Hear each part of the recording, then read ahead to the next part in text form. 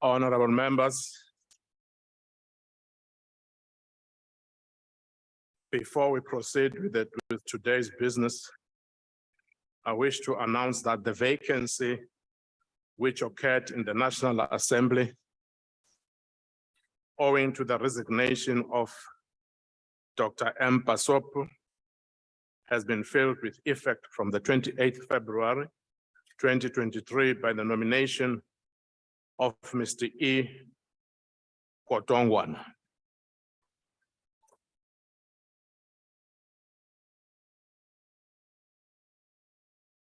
Honorable members, you will recall Mr. Kotongwana was appointed by the President as a minister from outside of the Assembly in terms of Section 91(3)(c) of the Constitution. The member has made and subscribed the oath in the Speaker's office. I welcome you, Honorable Member.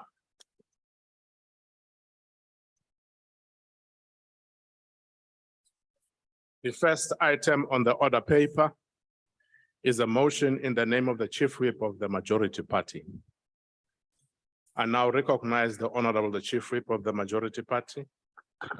Thank you very much, House Chair, honorable members.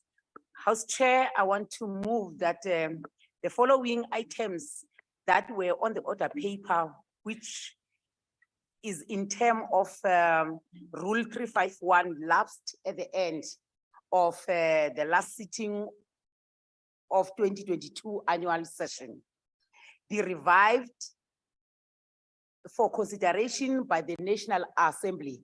Allow me not to read them. They are listed there on the order paper.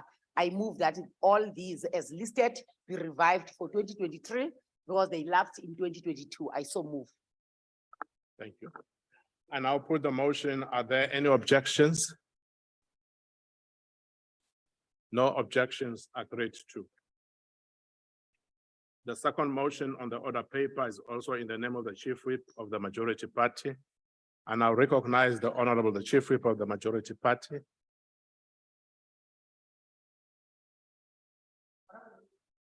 Thank you very much, House Chair. House Chair, I move that this motion be adopted. Thank you. I now put the motion. Are there any objections? No objections, agreed to. The third motion on the order paper is also in the name of the Chief Whip of the Majority Party. I now recognize the Honorable Chief Whip of the Majority Party. Thank you very much, House Chair. House Chair, I move that this motion be adopted. Thank you. I now put the motion. Are there any objections? No objections. Motion agreed to. The first item on the order paper is members' statements. Does any member of the ANC wish to make a statement?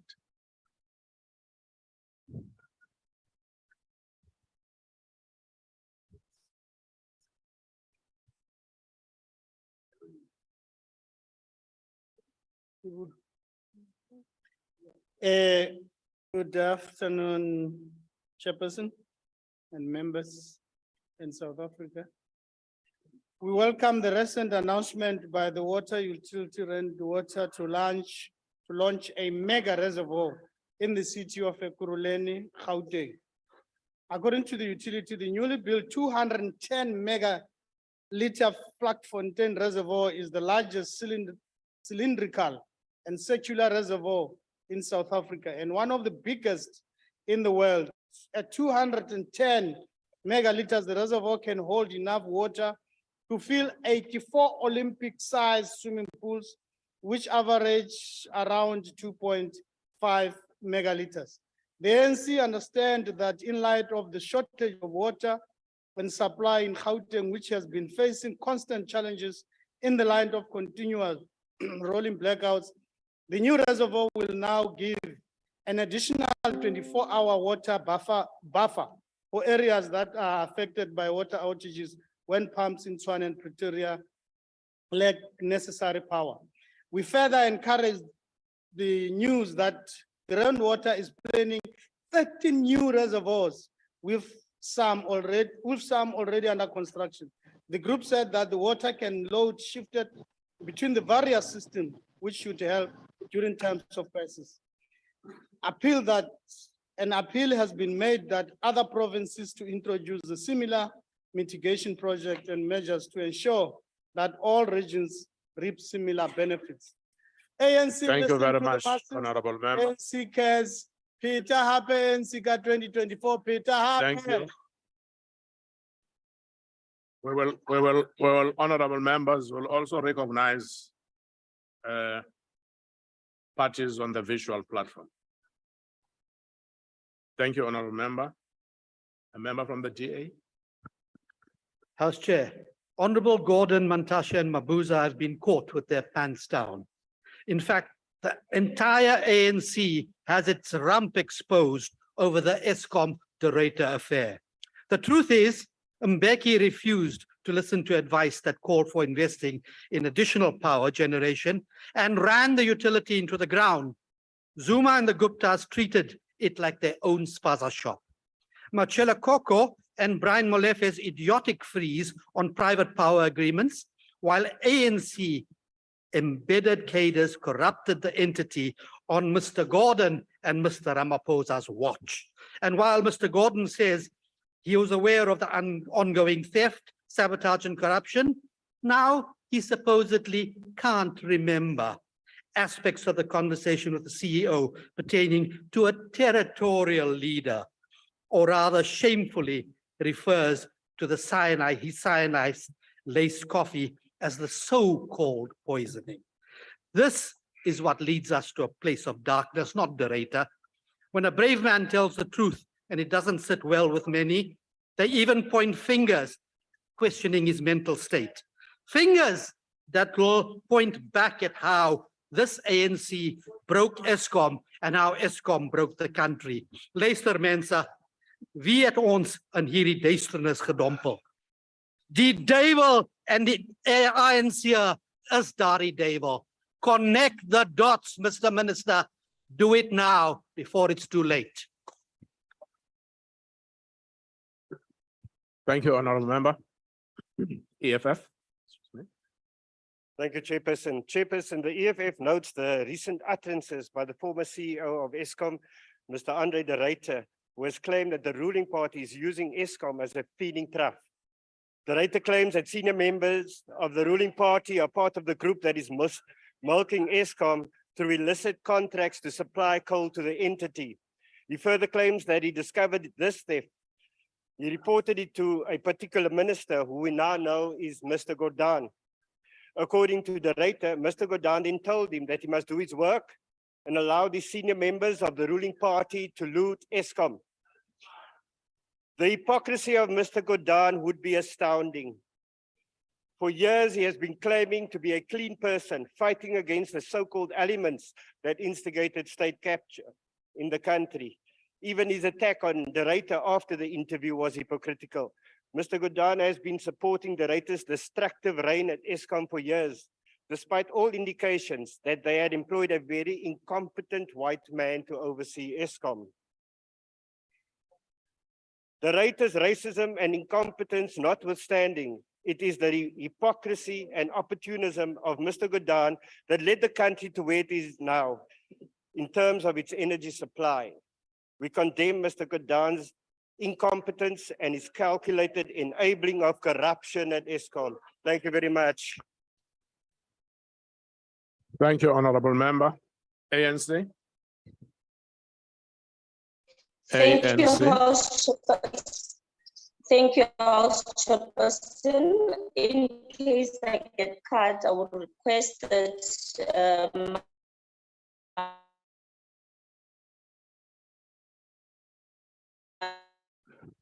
You are not audible, honorable member. We will take another member from the chamber. Your line is very bad, honorable Chabalala. Your line is very bad, so we'll take a member from the chamber. to whip takes this one, but we need, the statement is that the new mega reservoir for Gauteng, one of the biggest in the world. Yeah, give it to my house. Thank you very much, Chair. Honorable Shabalala. Sizabuya sibuya kuwena. Nangabe kuyakhonakala. Honorable Mbuyane. Yeah, Can we finish what is left of the? Thank you, Chair. The DA seems to be fast looking like a party in quicksand, but very more deceptive and insulting to our intelligence. The DA-led multi-party coalition running the seat of Tshwane owes ESCOM 1.4 billion and failed to pay its December 2022 account. A leaked report revealed that Auditor General Tsakan Maluleka found 10 billion worth of irregular expenditure in the Tshwane and suggested the municipality has been manipulating its financial statement and in attempt to hide the irregularities. The AG also highlighted misrepresentation of financial position of the city in the 2021-22 financial year. No matter how difficult things are, misrepresentation of finance must not happen. When another DA mayor of Tshwane decided to resign in the middle of the night, it further pointed to their devious ways of lack of integrity. The DA knows they have destroyed the city and the mayor was an embarrassment. Good governance for the DA only applies to service they offer to the previous wide areas and the substandard service offered to the poor and marginalized. Audit findings were explicit, clear, and unaccepted that DA has proven incompetent to run Tshwane. Unlike the DA, the ANC listen, the ANC cares. Come 2024, pin the ANC. Thank you, Honorable Member. IFP. Thank you, Honorable House Chair. Viable and effective local government represents an important contributing factor to rapid economic development. It impacts on service delivery, which ultimately affects directly and immediately the quality of the lives of people.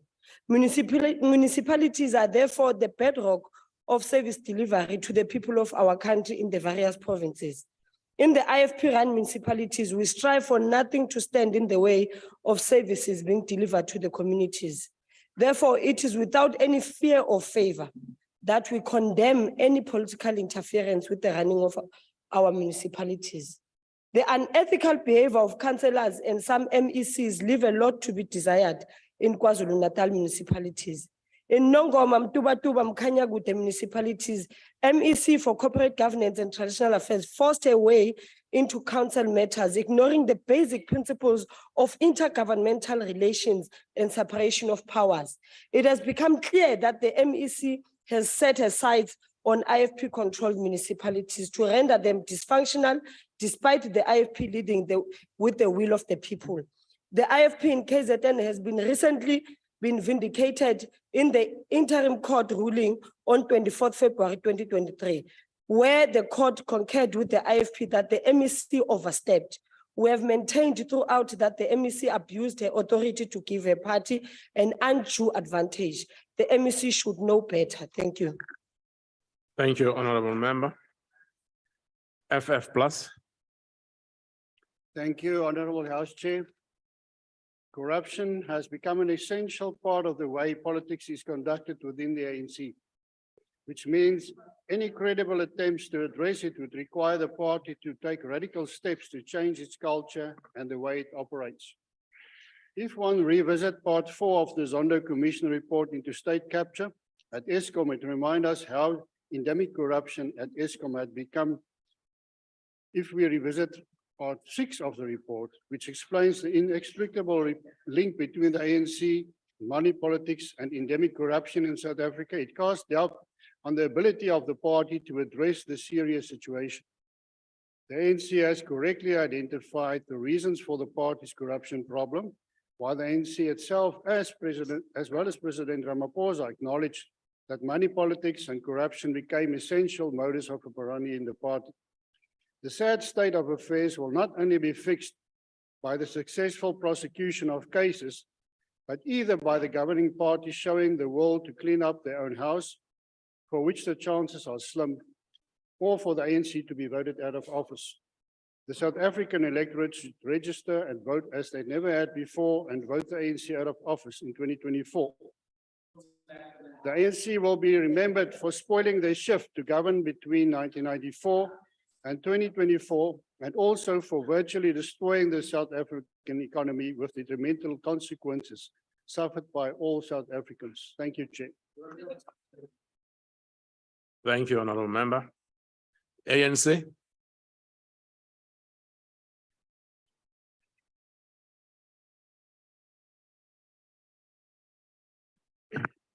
Thank you, Chair. The DA's overbearing stance on service delivery would make one fall asleep. You are disturbing me. Chair, the DA's overbearing stance on service delivery would make one falsely believe that in the DA governing Western Cape province, they are doing everything well. Nothing could be further from the truth. 10 years after the decommissioning of the GF Joste Hospital in 2013, and the DA's promise of a new hospital to be named the Klipfontein Regional Hospital, all that is visible at the site is a dusty cement mixer, a dilapidated site office, small pile of bricks.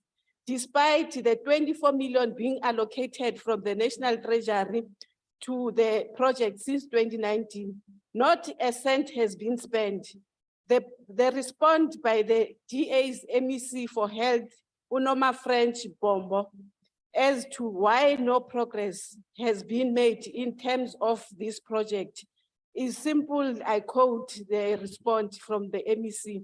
The project has not occurred any expenditure and funding has been reprioritized, close quote. 14 years after original plan start date in 2018-2019 financial year, and 18 years Thank you, after the Honorable Member. hospital was closed down. ANC, vote ANC is the only way. ANC listen, ANC cares. Honorable Member. The ANC Order, honorable members. DA. Dankie, voorsitter. In the State of the Nation address, the ANC Premier of the Northwest, Bushi Mape, told Parliament that Northwest have perfect roads. So the Premier of Northwest considered bad roads with potholes as perfect roads. This indeed was a sad moment for residents of Northwest that needs to travel on the worst roads in South Africa. The truth is that most of the roads in Northwest are death trapped. We have 19,000 kilometers of roads with 5,400 kilometers start that carries 80% of provincial traffic. Whether you travel from Lichtenburg to Koster, Wolmaranstad to Schweizer-Reineke, or on the roads between Ottosdal and Delareiville, you have to navigate through the worst pothole roads in South Africa. No wonder the ANC government now opted to buy donkey cars in Northwest for residents, and even these ended up in a disaster with the donkey cars failing on the so-called perfect roads. Despite Mape's perfect roads, the ANC have now budgeted 13 billion to fix these perfect roads. The DA invites the Minister of Transport to drive with the DA on Northwest roads so that the Minister can understand what workers, farmers, scholars, truck drivers, and the public in general go through daily on these death-trap provincial roads. I thank you. Thank you, Honorable Member. UDM. Thank you very much, Chairperson. The United Democratic Movement is concerned about the dire shortage of government schools for children with autism spectrum disorder across the country. Children with autism often have problems with social communication and interaction. They also have a different way of learning or paying attention, which requires them to go to special schools designed to cater for their special needs. However, due to an extreme shortage of government schools, many children with autism have had to wait for years in long waiting lists and start school years later, as some parents cannot afford the available private schools, which charge exorbitant prices. This issue has resulted to many children being denied their basic right to education. When you consider, for instance, that autism affects 1 in every 59 children, having only about 5 autism government schools in South Africa is a disgrace. This country is in dire need of schools that support learners with disabilities. In an effort rather to have the applied head, Rebecca parents recently, parents of children with autism, undertook a protest demanding the Provincial Education Department to create more placements at Quest School for learners with autism, as there were 133 children on the waiting list at a school, whilst there is only 2 of the 11 public special needs schools in the province to cater for autistic learners. The UDM calls on the Minister of Basic Education Thank to you very prioritize much, the provision. Honorable Thank Member. you. Siyabonga, Mhlonishwa.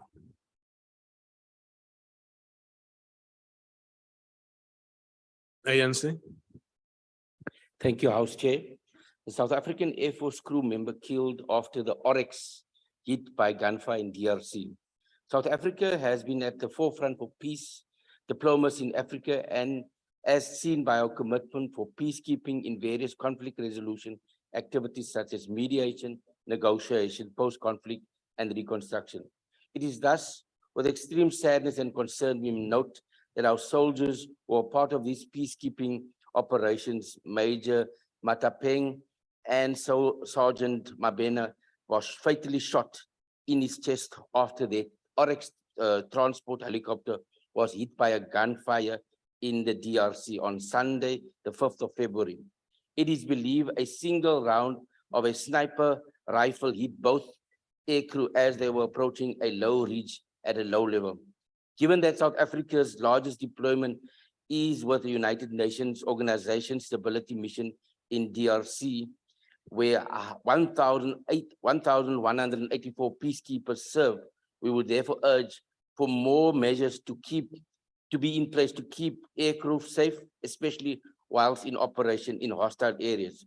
We also call on warring parties in the East DRC to find and engage in meaningful solutions to end the long-standing conflict. We send our heartfelt condolences to the Sergeant Mabena, and we wish Major Matapeng a speedy recovery and thank them for their loyal service to our country. Thank you. Thank you very much, Honorable Member.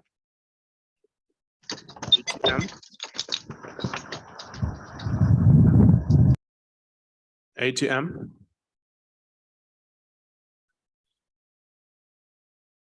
ATM. ANC.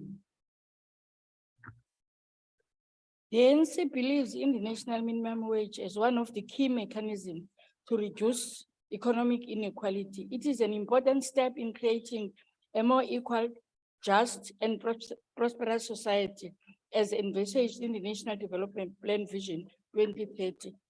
We therefore welcome the increase of minimum wage for farm workers and domestic workers by a whopping 9.6% by the Minister of Employment and Labor, effectively from 1st March 2023. The increase will also cover workers employed in the Extended Public Works Program, EPWP, learnership allowance and cleaning sector and wholesale and retail. The percentage increase for farm workers and domestic workers will translate to 25 Rand 42 per hour, whilst the EPWP will be 13 Rand 95 for the same duration. The cleaning sector in the metropolitan area will enjoy 27 Rand 95, and the rest of the country is 25 Rand 50 cents. The National Minimum Wage Act was agreed to with the aim of protecting low-earning workers in South Africa and providing a platform for inequality reduction. The introduction of minimum wage in South Africa is a significant labor market intervention that has benefited about 6 million workers. This significant increase will benefit 892,000 domestic workers who are overwhelmingly women and 80,000 farm workers. This is the reason why the people voted the ANC, and this is why they will continue to vote. Thank you very much, Honorable Member. Tula. DA. South Africa's infrastructure was not designed for constant load shedding, and the impact thereof has been profound. Earlier this month, DA Mayor Jordan Hill-Lewis announced that between now and 2028, Cape Town will invest around 1 billion rand a year on electricity infrastructure. The city's MMC for Energy, Councillor Beverly van Reenen, added a further 87 million towards electrical infrastructure maintenance and to ensure reliable service delivery continues. This budget will ensure security for staff working in crime hotspots during blackouts due to the deliberate under-resourcing of SAPs in the Cape Metro, as conceded to by the Minister in the Presidency during the SONA debate. This budget will also maintain the Steenbras hydro plant, which protects Cape Townians from 1 to 2 levels of load shedding, a DA service enjoyed by all ministers and members of parliament while residing in ministerial and parliamentary villages located in Cape Town.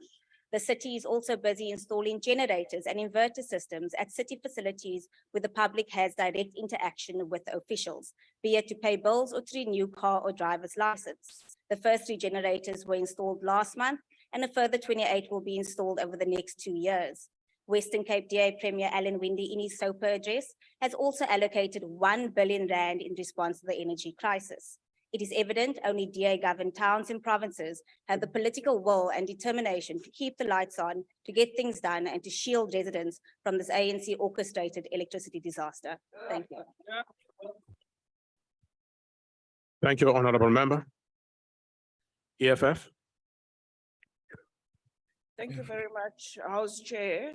The EFF, former member of the National Assembly, and now the MMC of Public Safety in the city of Johannesburg, Commissioner Dr. Mgcini Swako, launched Operation Manje Namhlanje. When the EFF took over the portfolio of public safety in the city of Johannesburg, our suspicions that the DA-led coalition government had collapsed and was failing to clean up the inner city was confirmed. Many individuals in the department was in acting positions. There are no strategies to combat crime, and criminals are just enjoying themselves. As the EFF government, we're going to demonstrate true operation #Namhlanje Manje. Order, honorable members. To deal with criminals. Order, honorable members. And the CBD and keep our city clean. We are going to close all tunnels that criminals are using to run away after they have robbed our people. We will clean illegal dumpings within the city. The MMC have also ensured that it will work with the street vendors and traders to ensure that the JPD does not confiscate their stock. We as the government in the city of Johannesburg we will give our people regular reports to demonstrate. Thank you, honorable member. Government, we are indeed having the capacity. Thank you.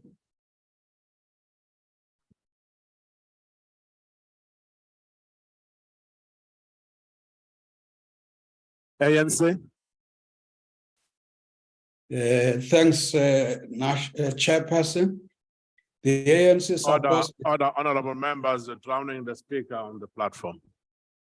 The ANC supports the declaration of a national state of disaster by government to enable an intensive coordinated response to the impact of floods that are affecting many provinces in the country. This is to ensure an effective response across all spheres of government to the extreme weather events that have occurred in several parts of the country recently. It enables the mobilization of more resources, capabilities, and technical expertise in providing relief, recovery, and rehabilitation to affected communities.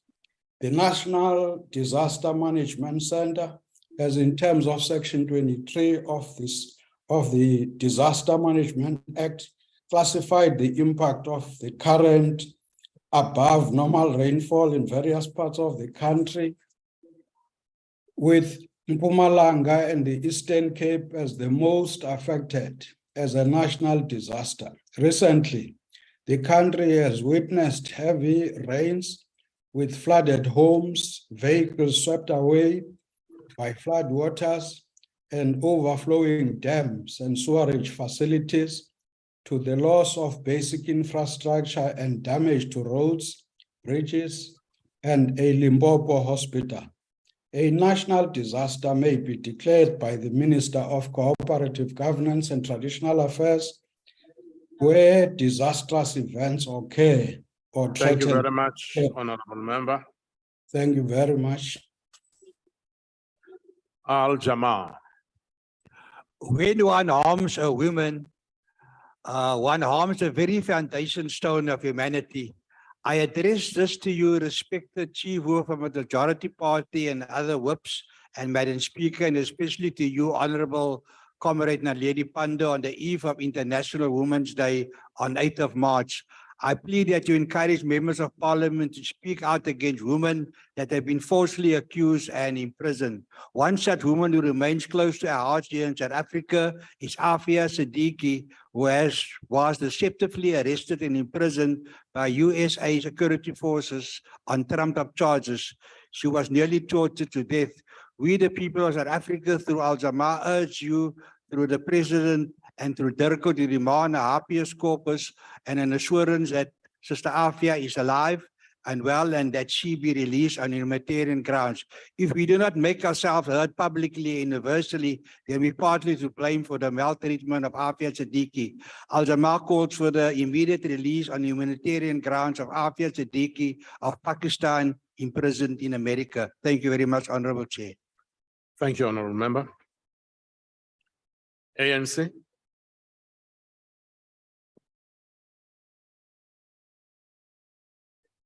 ANC. Thanks, Chair. Inkosi Albert Litulu Central Hospital is the next institution to be part of a program aimed at improving access to transplants for children diagnosed with a blood cancer.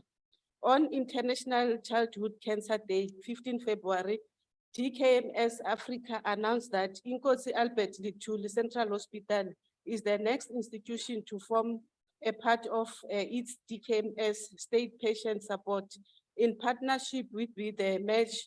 The DKMS, translated from a German name, means German Bone Marrow Donor Center. This pilot program aimed to improve access to transplantation of children in need of life-saving therapy. The program was launched during last year's ICCT with Red Cross War Memorial Children's Hospital in Cape Town and the Steve Biko Academic Hospital in Tshwane as a partnering clinic.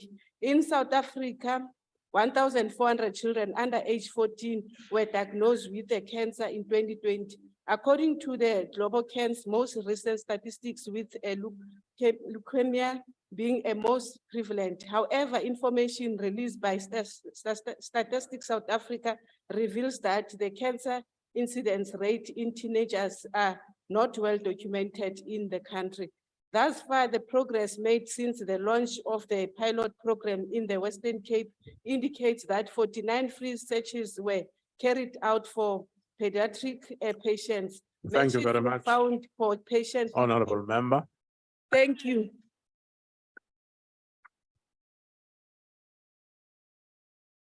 That concludes members' statements.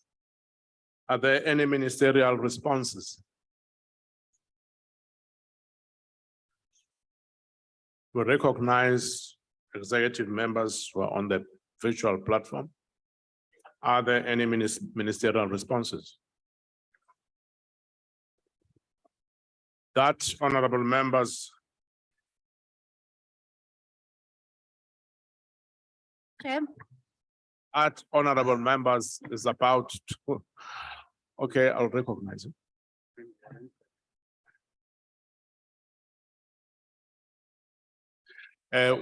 We have a ministerial response from the Honorable Pravin Koran on the visual platform.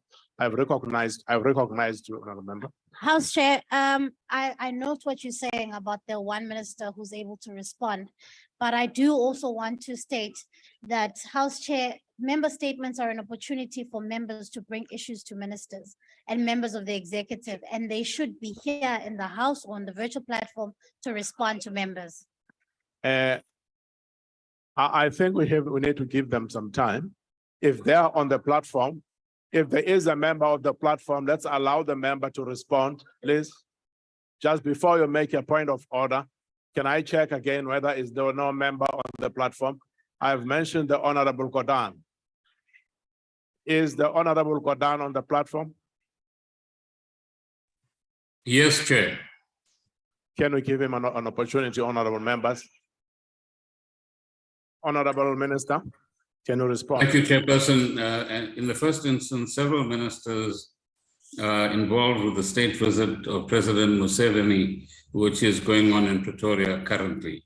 So some of the people that you might require to respond are tied up with that. I left a bit early to attend other matters. Let's come back to some of the comments made by members of the National Assembly. Firstly, on many occasions, I've indicated that we should not trivialize either the energy crisis or corruption as a tool to be used politically as opposed to a cancer. Order, honorable members. Order, please. Go ahead, Honorable Minister. Thank you. And we're saying that we need to collectively understand that corruption is a cancer, which we need to fight.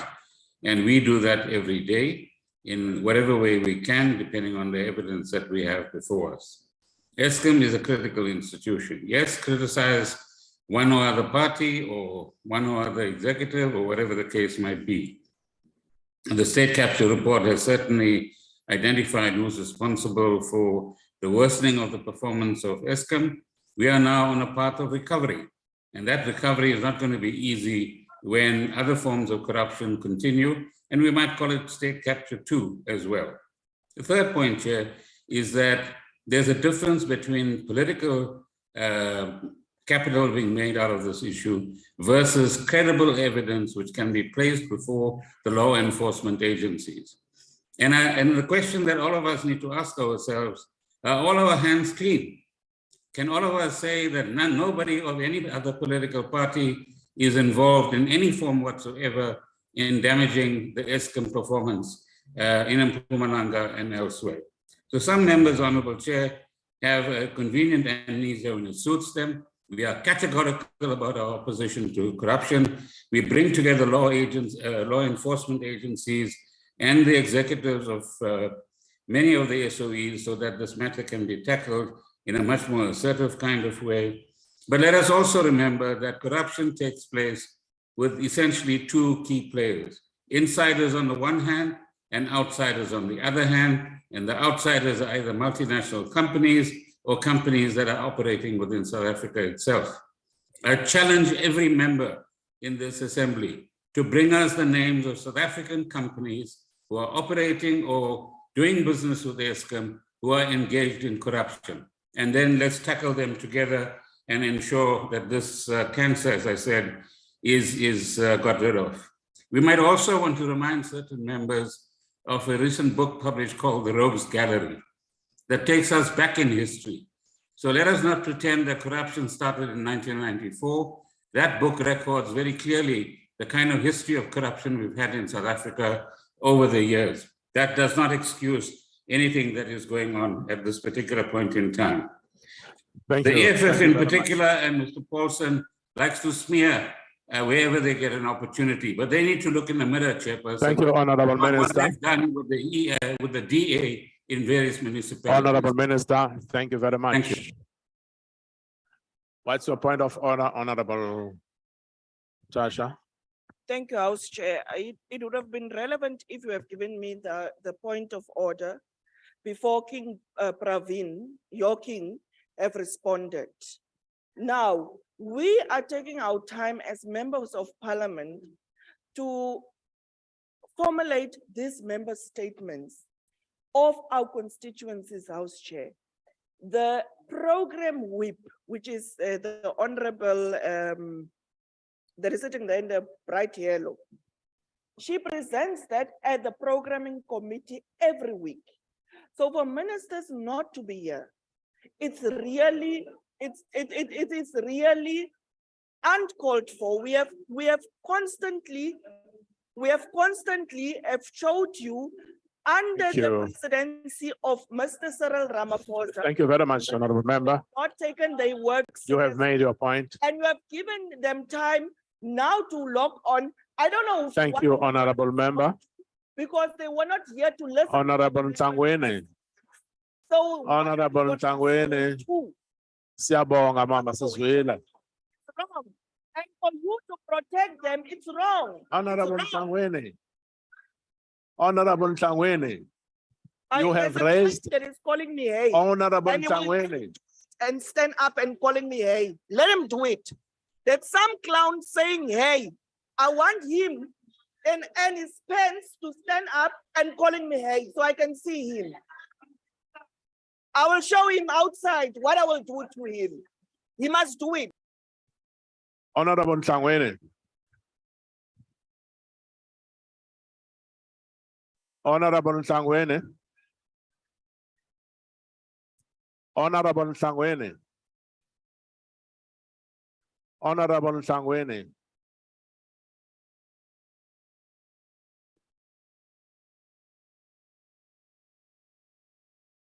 Honorable Chief Whip.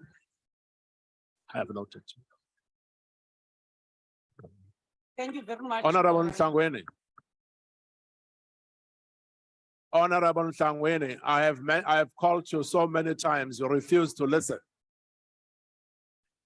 Really, it is totally unacceptable that a member should have a penchant to always disrupt the House. It cannot go on this way, madam. You can't be doing this. No, but you must respect yourself first. You cannot go on like this, Honorable Ntangwene. You are totally out of order. I've been calling your name several times, I'm sure 12 times. You have not been listening. Honorable Chief Whip. Thank you very much, House Chair. House Chair. House Chair. The matter that has been raised here that ministers are not attending to member statements, I think it must be put in a proper context.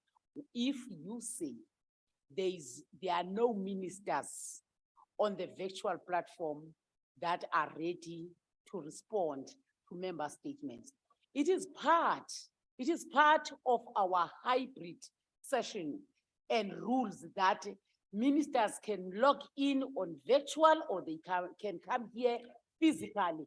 Therefore, if they are not forced to be here physically, they can also log in like you, honorable members, on a virtual platform. Honorable members. So I'm therefore saying, House Chair, it must not be a question that they are on virtual. So what is needed here is for them to respond to member statements, of which I think they are going to do that. Thank you. Thank you very much, Honorable Chief Whip. Honorable Chief Whip of the TA. House Chair, I rise on Rule 132 of the National Assembly rules around member statements and the purpose of member statements. All that we are asking, House Chair, is nobody is saying that the ministers are wherever and therefore they can't connect anywhere. What we're saying is that we are proceeding with the proceedings of the House.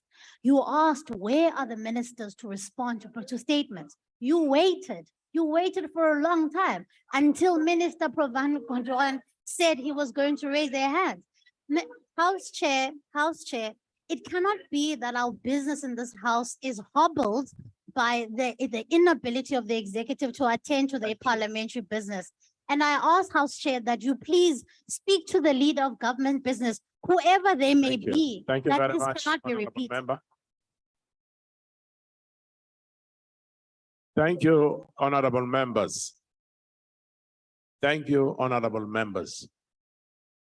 Yes, it is true that in case ministers and deputy ministers do not attend a session of this nature, it will be a problem. But at the moment, honorable members, we don't have a problem because ministers are responding. We are still awaiting the Honorable Sboniso Zomo. Honorable Sorry, Zomo. I'm Sbongiseni, not Sboniso. Zomo. I started when the session logged in. I've just checked my minister that they have not completed the meeting that he had on the state visit. However, there was an issue on the issue of the Justice Hospital in the Western Cape. We will have to investigate this because what was raised by the Honorable Minister of National Treasury, and there has not been any expenditure thereof. There's not been any expenditure thereof, and we need to actually follow up and check on that. On the second statement, it is actually true that we have to up our game as a department, not only to focus on the adult cancer, but also childhood cancers is actually a very big problem in the country. Hence, there has been this innovative establishment at a children's hospital in Cape Town. The second one is in Steve Biko, and the third one to be opened at Inkosi Albert to improve and accelerate childhood cancer treatment. And that is what actually we are actually working on. And we are grateful about the member, Honorable Gela, who raised that matter as one of the issues that we are expected to do, and we continue to do. Thank you very much, Chairperson. Thank you, Honorable Dr. Zomo. The Honorable Alvin Puertas. Thank you very much, Honorable Chairperson. And I must just maybe confirm that Dr. Pando, the Minister of Dirko, is obviously anchoring with a number of other ministers the visit of a very strategic bilateral partner of South Africa. So apologies for that, Chair. My response, Chairperson, it's on Honorable Jacobs, who actually spoke about the critical nature of the peace and security architecture in Africa. And he drew in particular reference to the ongoing conflict in the Democratic Republic of Congo. We have raised it during SONA, Chairperson, that it is probably fit that that the Sergeant Vusi Mabena, who was the flight engineer, gets the necessary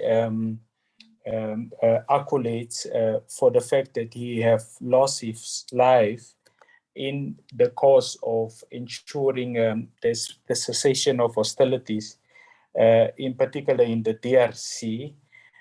South Africa, Honorable Chairperson, have obviously are deployed as part of the United Nations Organization Stabilization Mission in the DRC, commonly known as MONUSCA.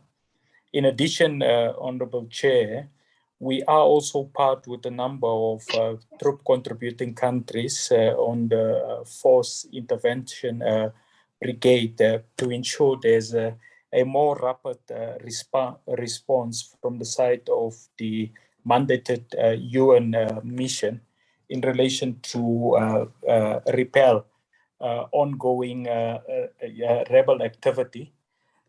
Thirdly, Chairperson, as I conclude, I think as a member of the of the AU Peace and Security Council, and as the current chairperson occupied by President Ramaphosa, I think we remain committed to implement the one important flagship program of the African Union, which is the flagship program on silencing the guns in Africa. And we obviously would continue to be seized with that method, Chair, because it is our submission that the 2063 African Union agenda that speaks about the Africa that we want, that brings about inclusive prosperity, pivoted on 7 aspirations, cannot be achieved without substantive progress on silencing of the guns. Thank you very much. Thank you very much, Honorable GM. Any other response from the executive? Thank you. Honorable members, the absence of other ministers to respond to member statements is an unacceptable practice and should be viewed in a dim light. I want to humbly request the Chief Whip to please note this and ensure that an explanation is offered to the House through the Speaker. Thank you very much. The Secretary will read the first order. Consideration of report of Portfolio Committee on Communications and Digital Technologies on South African Postbank Limited Amendment Bill. And I recognize the Honorable the Chief Whip of the Majority Party.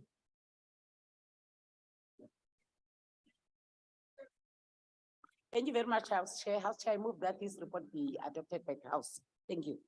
Are there any objections? No Chair, objections. President, sorry, it's Singh on the virtual. Singh.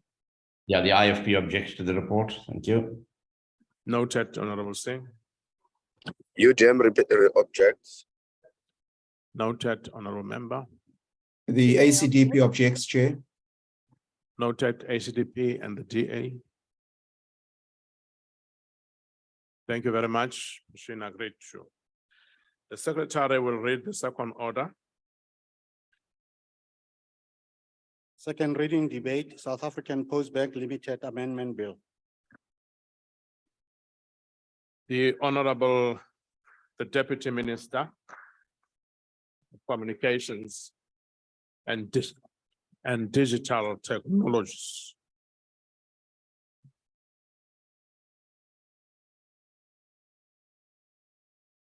Thank you very much, Honorable House Chairperson, honorable members, honorable Deputy Ministers and Deputy Ministers, Honorable Chief Whip, and fellow South Africans. It was Chalmers Johnson who was the first to define the intrinsic features of a developmental state in his book, Meat and the Japanese Miracle in 1982, as a state that plays an active role in guiding economic development and utilizing the resources of the country to meet the needs of the people. A state that uses its resources and state influence to attack poverty and expand economic opportunities.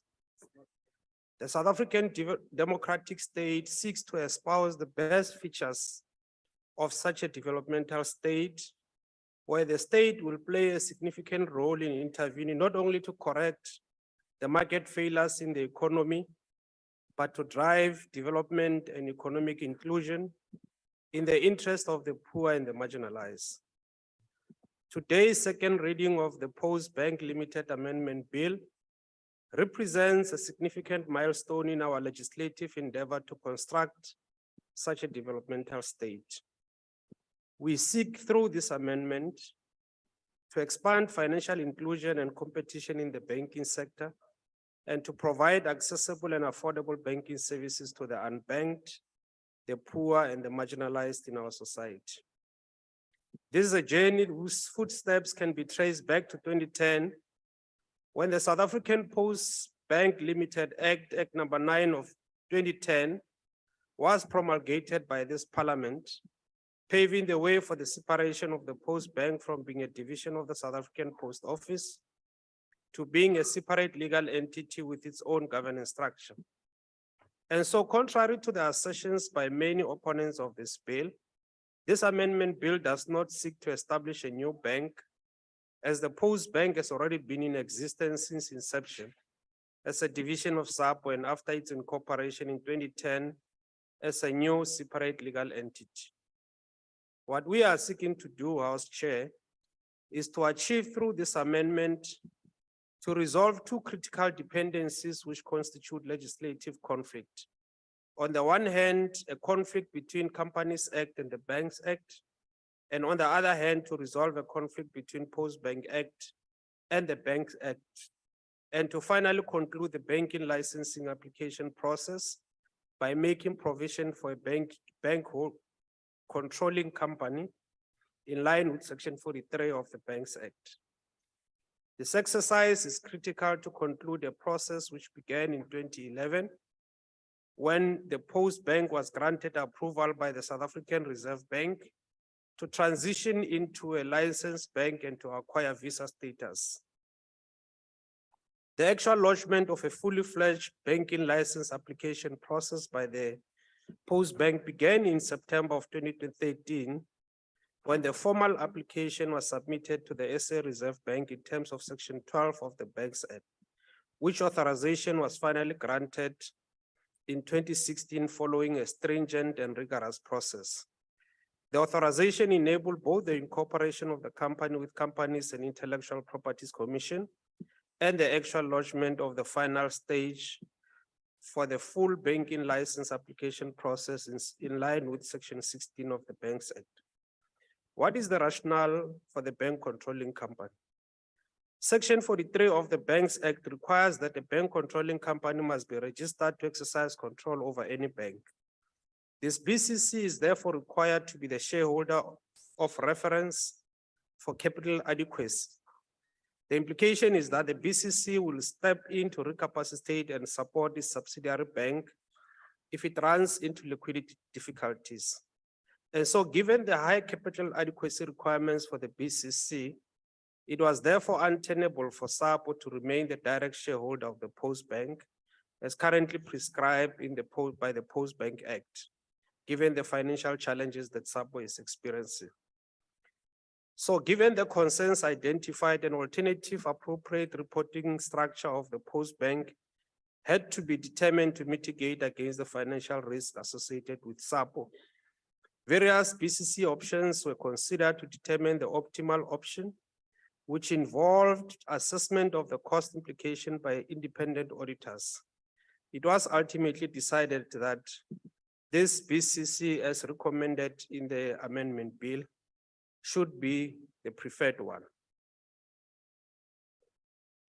Honorable members, consistent with the vision of a developmental state, it is our intention to transform the Postbank into a state bank that provides a full bouquet of banking services, which includes but not limited to deposit taking and responsible credit facilities to the poor and underserved communities, and to provide banking services to the entirety of government. Many of our people today remain excluded from financial services, and therefore it is our duty as a democratic state to expand financial inclusion and to promote competition in the banking sector. Although the structural separation between the Postbank and the Post Office has been proposed in order to manage interdependence of the two entities, it will remain the functionally integrated through sharing of infrastructure, which extends to the rural parts of the country. In conclusion, we wish to emphasize that this restructuring bill, is not a restructuring bill as opposed to being a banking and finance bill, in that it mainly provides for the transfer of shareholding of the Postbank from the SA Post Office to government and the creation of a bank controlling company. As a ministry and as a department, we have fully participated throughout the iterations and deliberations undertaken by the Portfolio Committee, and we therefore fully support the current draft bill that is before the National Assembly. I thank you. Thank you, Honorable Deputy Minister. The Honorable Maneli.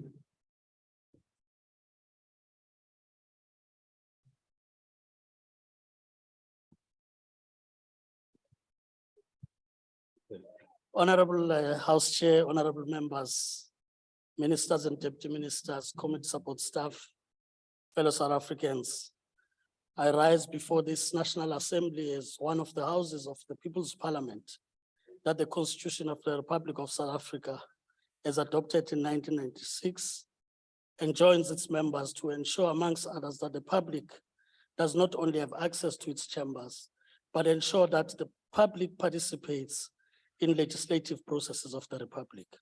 This South African Postbank Amendment Bill presented today is therefore a product of this internalized understanding of participatory democracy that the Constitution expects of the People's Parliament.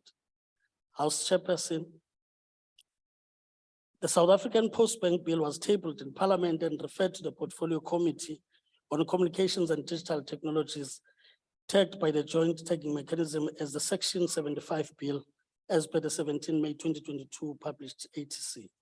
The bill seeks to amend the South African Postbank Limited Act 2010 to amend and insert certain definitions to further amend the objects of the Act to facilitate the transfer of shareholding from the South African Post Office SOC Limited to government and creation of a bank controlling company, BCC, the Postbank SOC Limited, in terms of the Banks Act 1990, which will provide for the appointment of the Chief Executive Officer and the Chief Financial Officer, and provide for matters connected in addition to that.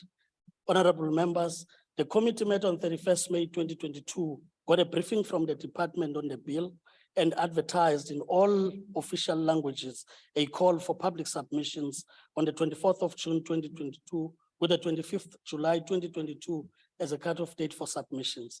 As stated in the committee report before this National Assembly, only one submission from the Congress of South African Trade Unions, COSATU, was received by the 25th July 2022, and the committee, in its assessment on the need for broader participation, extended time for submissions a number of times, with the 4th October 2022 as the very last day for submissions, which resulted in additional submissions from the organizations as outgo through them. That the public hearings were held on the 25th October 2022, where these organizations were submitted before the committee to make oral submissions and were all supportive of the bill. And these submissions, Honorable House Chair, can be summarized as from the Ombudsman. They undertook to do everything in their power to assist the Postbank on its journey, and hoped the process would be finalized as soon as possible to enable the Postbank to serve the larger South African banking population successfully. The right to know supported the bill, but raised a number of concerns about structuring of the shareholding and authority to appoint the BCC governance structures. The Banking Association South Africa, BASA, welcomed the expeditious conclusion of this bill so that Postbank could begin to build its brand among citizens. The bill will enable it to comply with the Banks Act regulations and assist in obtaining a full license from the Reserve Bank.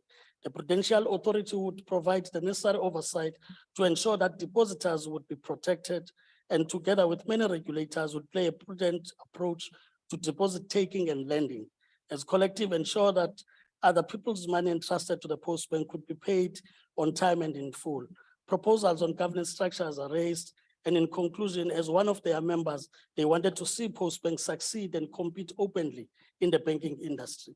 The Financial Service Conduct Authority, FSA, supported the bill. However, FSCA proposed alignments of definitions of financial services to other legislative prescripts to avoid uncertainty and unintended consequences for the Postbank.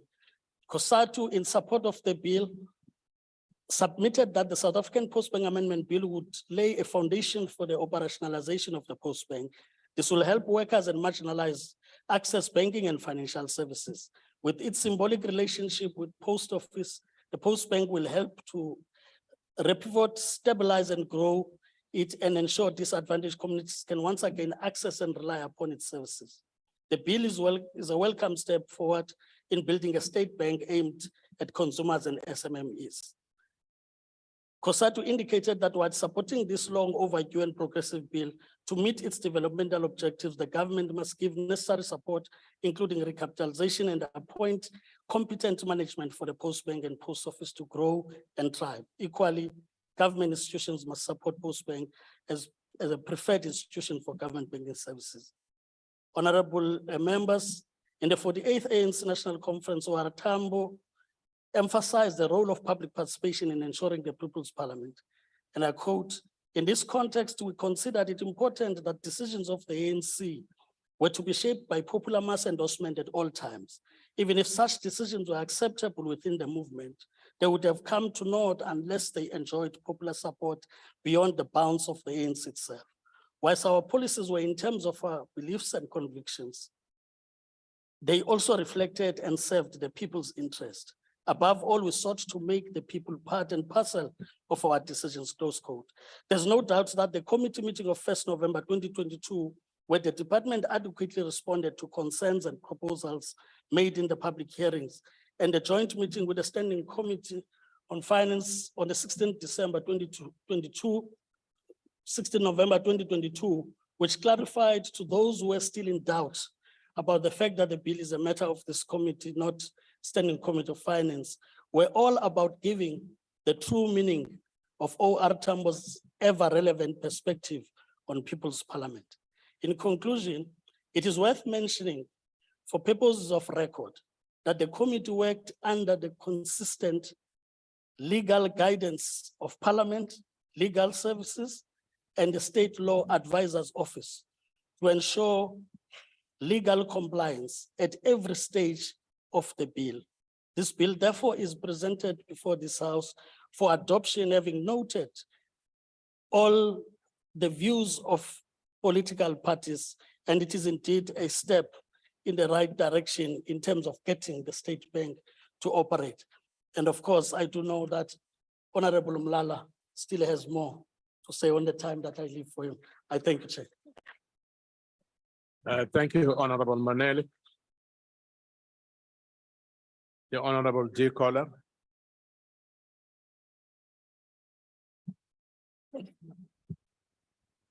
The Postbank bill is catastrophic. It is generally accepted that the only reason this move has been made is that it was announced in 2017 that the ANC insisted the government establish a state bank. That was just a week after the Postbank filed its application for a commercial banking license with the Reserve Bank, and the ANC gave the Reserve Bank 6 months to achieve this. Now, 6 months in ANC parlance means 6 years. And here we are, all because delegates to an ANC Congress ordered the government, for which read ANC, to do as they instructed. The then Minister Twele said they wanted it done tomorrow, and that the ANC had actually resolved to do this 10 years previously. So 16 years ago, it was mooted, and since then the Post Office has gone into a financial nosedive, as has the Postbank, but still a populist demand at a Congress has been brought for debate in this House. And here I stand, but everyone in this chamber knows it should be global finance expert Dr. Dion George of the Finance Portfolio Committee who's debating this in my stead, a banking and finance bill. I have checked through the various members of the current Communications Committee, and our collective expertise in finance could fit in a teacup, out of which the collective expertise in banking could fit into a teaspoon with room to spare. I raised this again and again, but once the ANC has the bit between its collective teeth, they will push on no matter what the consequences, no matter what the VBS debacle, and that it left such a trail of utter disaster and despair behind it. No matter that every other state-owned entity is bankrupt, they will press on against all good sense and judgment. Now, this move will further bankrupt the catastrophic Post Office, to which it is joined by legislation. So we're talking two entities here, the Post Office and the Postbank, both of which received the worst possible audit outcomes, disclaimers. In the Postbank case, a second consecutive disclaimer. The AG just threw her hands in the air and said they couldn't even give an opinion because there was no evidence in terms of where the money was, where it came from, or where it was going to. And this was the entity the ANC determined must be expanded into a state-owned, for which read ANC-owned, bank. Let me repeat, is currently so dreadfully managed, the AG was completely stumped. On not one single occasion as we processed this bill to cut this non-performing mess from the other non-performing mess so it can be declared a full bank, were any relevant questions asked by the ANC. They categorically refused to move it to where it should have been processed, to the Finance Committee, and it's been like sitting through a rerun of the Titanic. Sadly, it is obvious that by leaving it under a committee that knows zero about banking, it is presumed that our oversight will be tepid, to say the least. Of all the cynical decisions taken by this government before, during, and after the Zondo Commission, this has to be one of the most self-serving. As it stands, the Postbank currently has a rather limited operation for which, let me repeat, it received a disclaimer and has to be expanded to provide a full suite of professional financial services, including loans. The proposed bill, it seems, attempts to create a fully fledged bank that operates outside of the prudential regulations that are applicable to other banks. There are many who are saying there's no way the Postbank will be given a banking license and it will fail to pass the Reserve Bank's tests in terms of integrity, skills, and capital systems. Now, we've seen this movie before with the ANC destroying the Scorpions, creating wishy-washy legislation that ended up back in court twice, but no lesson was learned. The separation of the Postbank as a subsidiary of the SAPO brings about a further decline to what's already a bankrupt entity, which brazenly steals members' and pensioners' contributions to medical aid pensions and the like, just to keep going. A little bailout announced last week won't even begin to meet the outstanding bills, and the Hawks investigation into the matter is now going to the NPA. The Postbank already has a terrible reputation with mass looting of the SASSA grants, 18 million in 3 months, and that's just one example. Sadly, the rand and dollar signs flashing in front of the ANC's eyes at the thought of a new avenue to loot is seriously enticing. I've met with various investigators into corruption at the Postbank who spelled it all out to me, chapter and verse, on how the looting is being done. The bank is already hiding information, has enormous amounts simply unaccounted for, and yet the ANC are forging ahead towards this iceberg, forcing this house to allow it to become a standalone bank. Consequences be damned. In a single year, fraudulent losses quadrupled at the Postbank from 20 million up to 80 million. This is patently a money bill. We've seen no proposed budget, have no idea where the branches will be as the post office branches close one by one. It looks to cost the state a fortune to establish, but the order's gone out. Pass it and do it now. The DA hasn't abandoned the ship. It chose never to buy a ticket, and it never will. Thank you, Honorable Member. The Honorable Yako.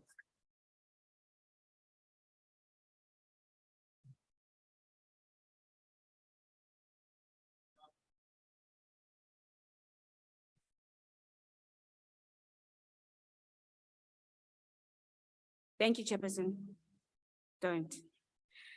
Chairperson, please allow me to begin by greeting the President Julius Malema, President Commander-in-Chief of the Economic Freedom Fighters, who today presided over the EFF's 10th anniversary media launch as we approach the 10th anniversary of the only weapon in the hands of Black people to achieve economic freedom in this lifetime.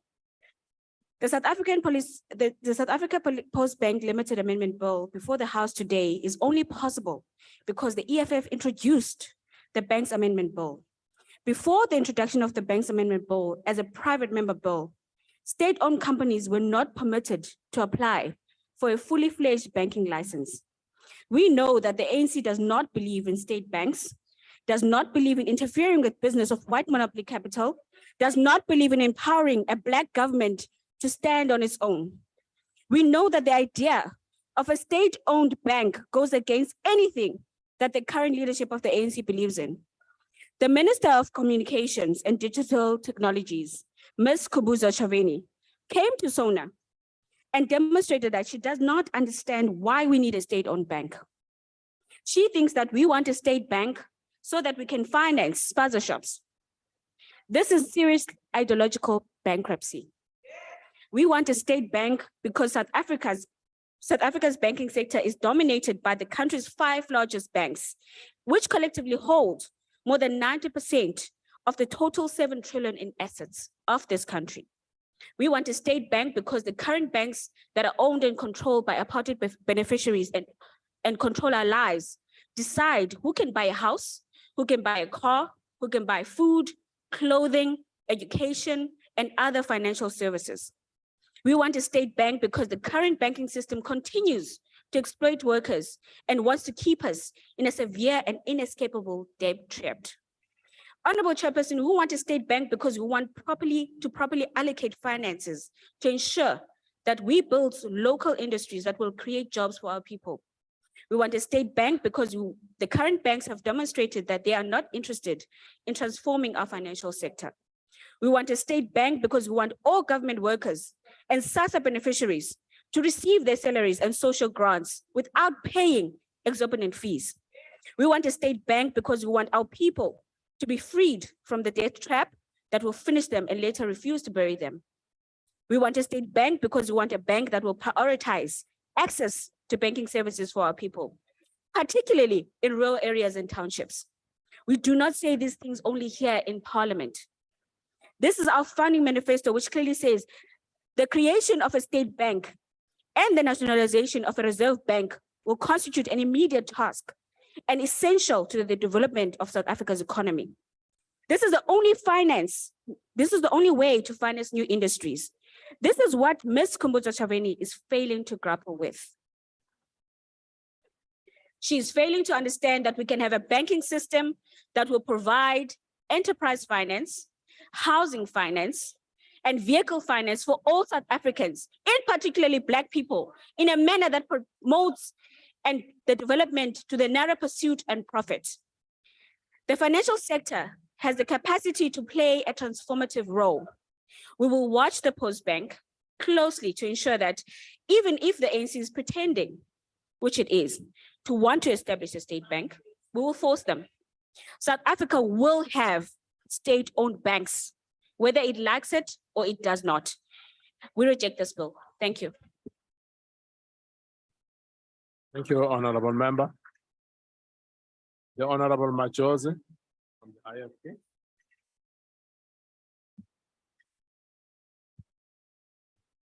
Honorable House Chair. Order, honorable members. Support the establishment of Postbank. Honorable members, there's a speaker on the podium. Honorable House Chair, as the IFP, we do not support the establishment of Postbank as a separate entity and state bank. The committee, while considering this bill, raised concern about the lack of internal controls at Postbank, a lack of performance at the entity, and whether Postbank, without the SASSA grant rollout, will it be able to maintain itself, and what other contracts it seeks to attract. Overall, the committee raised the matter of a lack of performance and worrisome budget spending and expenditure by Postbank. They have not displayed the necessary growth of fuel confidence in them becoming the separate entity from the post office and becoming a state bank.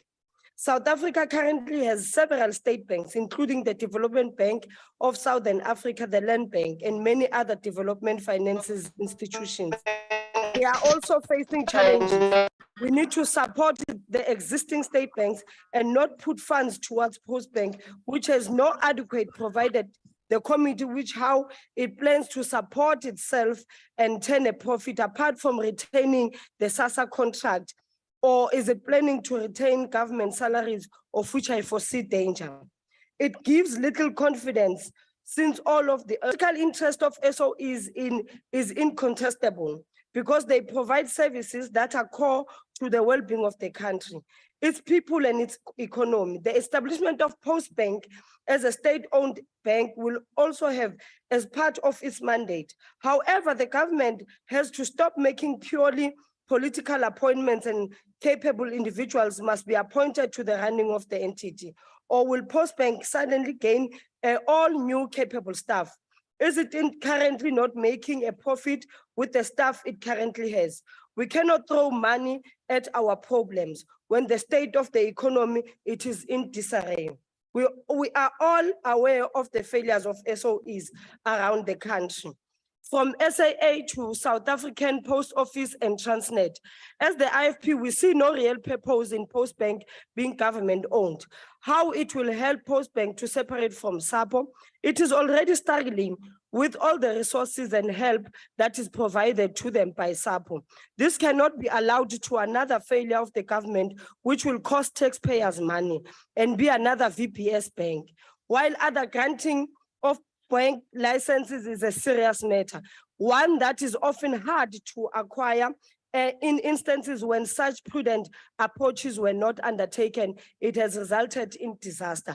It is reported by the National Treasury admission in 2019, the establishment of such an institution could be a massive liability that the country can ill afford.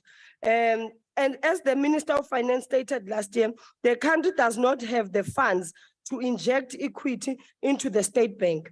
Even as we face challenges of some existing state banks, one cannot find a true statement. Our SOEs are failing and Postbank could come back in a few years asking for a bailout. We cannot afford to keep rolling out bailouts. The IFP, we do not support the establishment of Postbank and as a separate entity and state bank. Also, to add the cherry on top, it comes with a political interference. And how will it work as an entity? Thanks, Chair. Thank you very much, Honorable Member. The Honorable Vessels. Thank you, House Chairperson. House Chair, there is no justification for this state-controlled bank. It is injustifiable. This bill will place a significant burden on the fiscus. It is not feasible given the fiscal position of South Africa. In 2019, even prior to the disastrous effects COVID-19 and high stages of load shedding have had on South Africa's economy and state finances, the National Treasury said that the establishment of such a state-owned bank will be a massive liability and that the country can't afford such. Chairperson, why is this bank being created? President Ramaphosa said the reason is that other developing countries have such. That's why we should.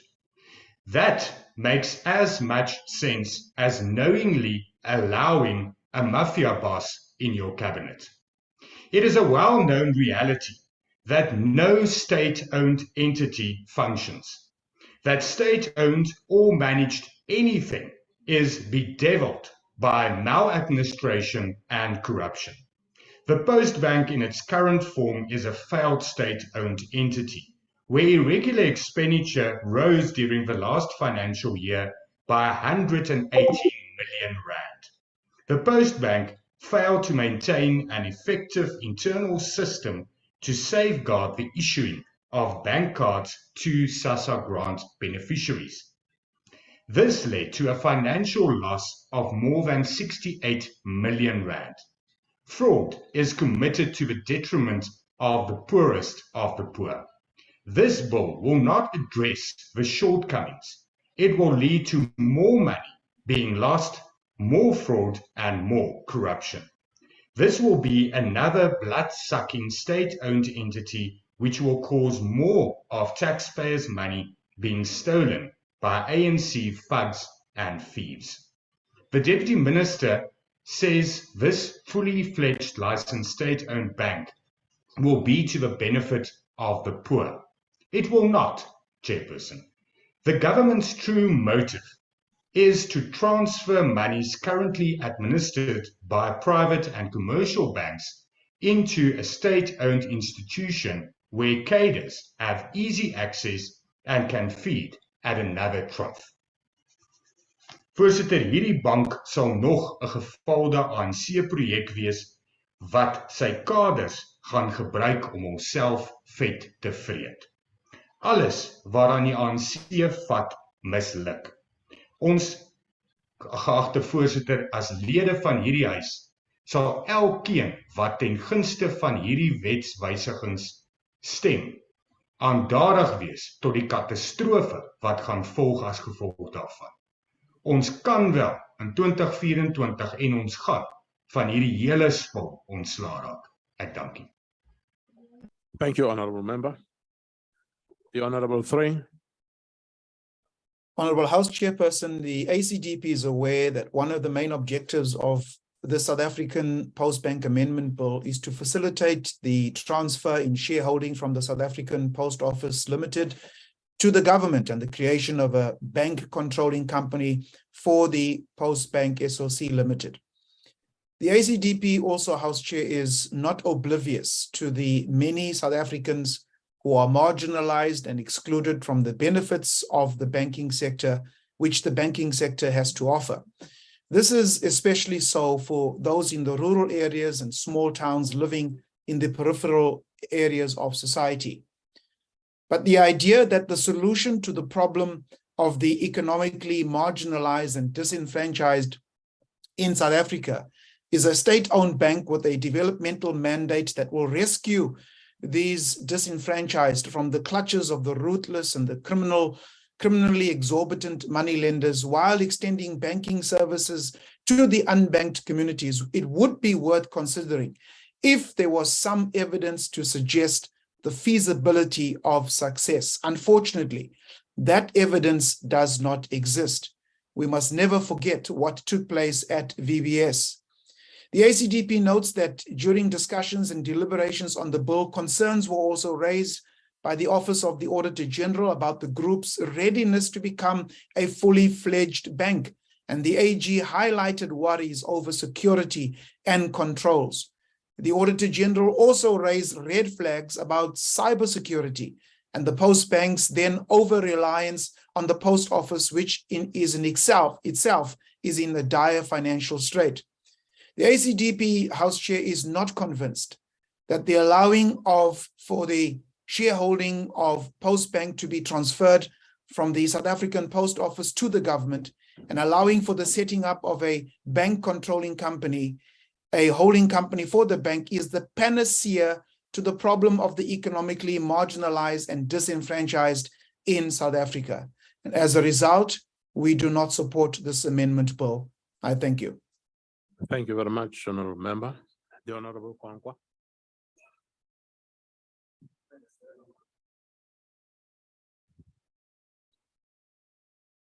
Oh, Kolai Gadani Klashalam Chairperson. The United Democratic Movement does not support the South African Postbank Limited Amendment Bill. A previous speaker spoke about you guys being a great pretender. This is pretense, because what you need indeed is a developmental bank, a state bank that has a developmental agenda. The South African Post Office Limited Bank. And why I'm saying that, you've already cited, for an example earlier, that there's going to be no equity injection into this thing. It had what is our operator on a very small scale, like a spaza shop mentality. The very same post office, for an example, which suffered Postbank rather, which lost 77 million rands on a cyber attack incident in 2021. You're aware of that. Lacks sophisticated IT systems for a banking institution. The other important issue has to do with, I think recently, even this post office or Postbank, I don't even know what you call them, because they can't even send letters. Nalo post office. Recently, there was a backlog of about 350,000 cash send clients awaiting payment since August last year. And this was actually said to the Committee on Social Development, while 489,837 Postbank clients were waiting for payments. The Postbank is not even able to disburse 350 rands. It's a disaster of titanic proportions. And now we're trying to turn that disaster into a bank engazukwazi operator efficiently and be able to support abantu. Ungayiseparate nagla post office. Remember the last time that post office made a profit, I think former President Beki was still in charge of the country, was well into his second term, most probably. And 20 years later, have an entity that continues to muddle along, hoping that one day they'll be able to make a profit. Nearly 20 years later. The other issue for us, for instance, is that obviously when you want to have a state bank with a developmental mandate, you have to be able to draw from lessons from across the world internationally. Grameen Bank, because indeed the Deputy Minister is right in saying that we should be able to support small economies, local economies, or mama, access to capital should be able to apply for loans 1,000 rands, 500 rands to be able to buy those ababas things as standing, ukuze support especially the informal sector, ukuze sikwazi iqinisekisa ukuthi unemployment siyilwa by supporting the informal sector through initiatives such as these ones. Unfortunately for us, we feel that it's premature, primarily because if I was a senior citizen walking with a walking stick, I wouldn't even trust this government with my walking stick, let alone Iman. Thank you. Thank you, Honorable Member. ATM. The Honorable Sheikh.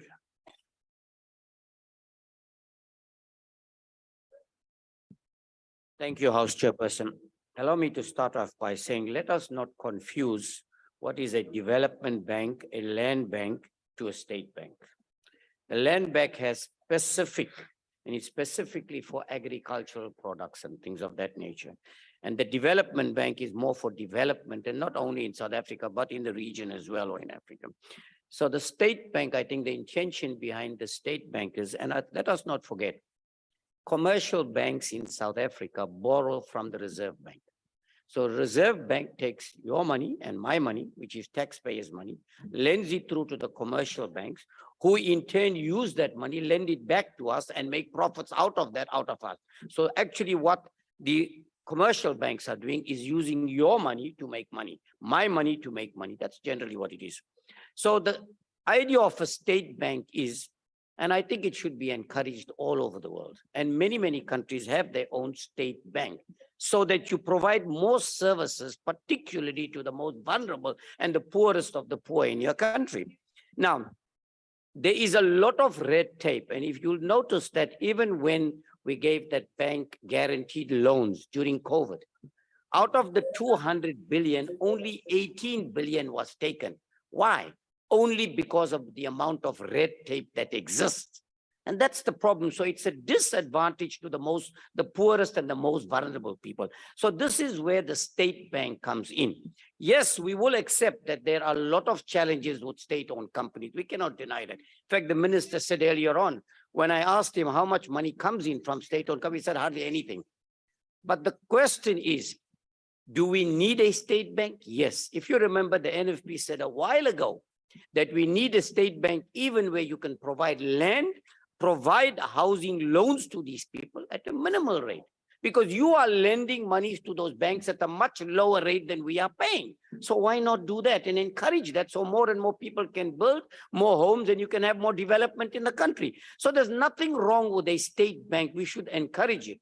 We need to deal with how we manage it. We need to ensure that it is independently run with no interference, that we have the right capacity, we have the right kind of people running these institutions, and we won't have that problem at all. So the National Freedom Party will support this bill here today because we believe it is the right thing to do. It is in the interest of the poorest of the poor of this country. Thank you very much. Thank you very much, Honorable Member.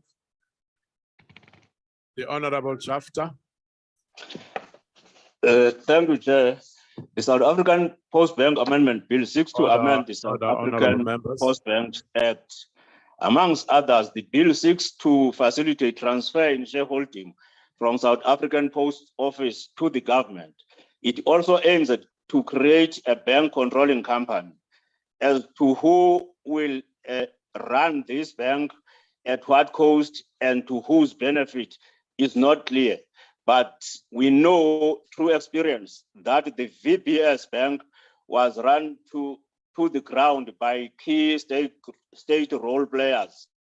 And no recent experience inspires confidence in terms of how state affairs are managed.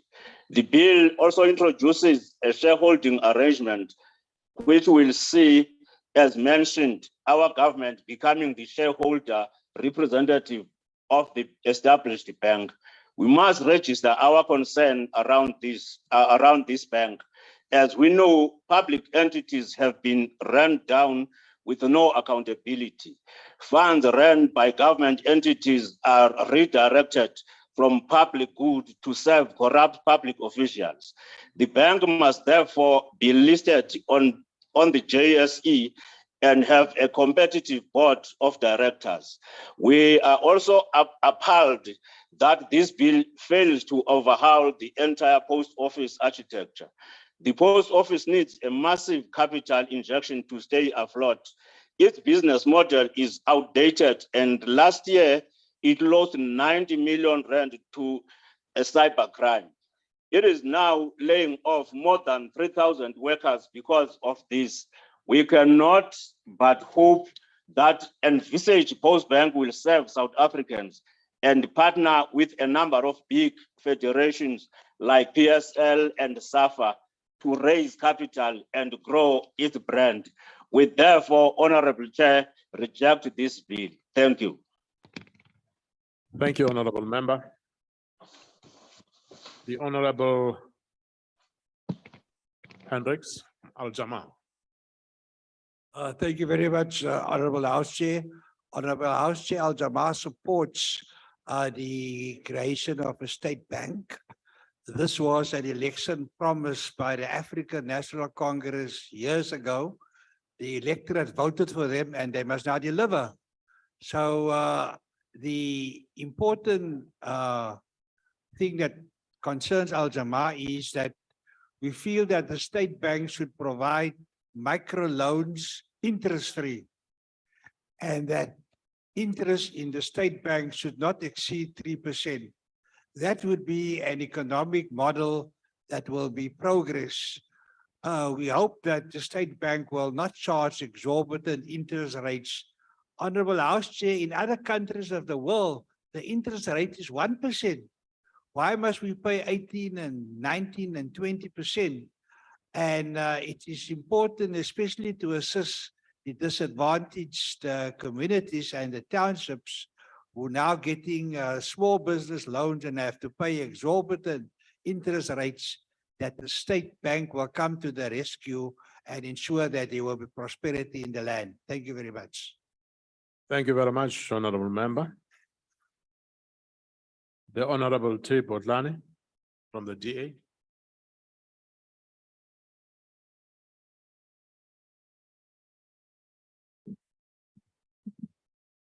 I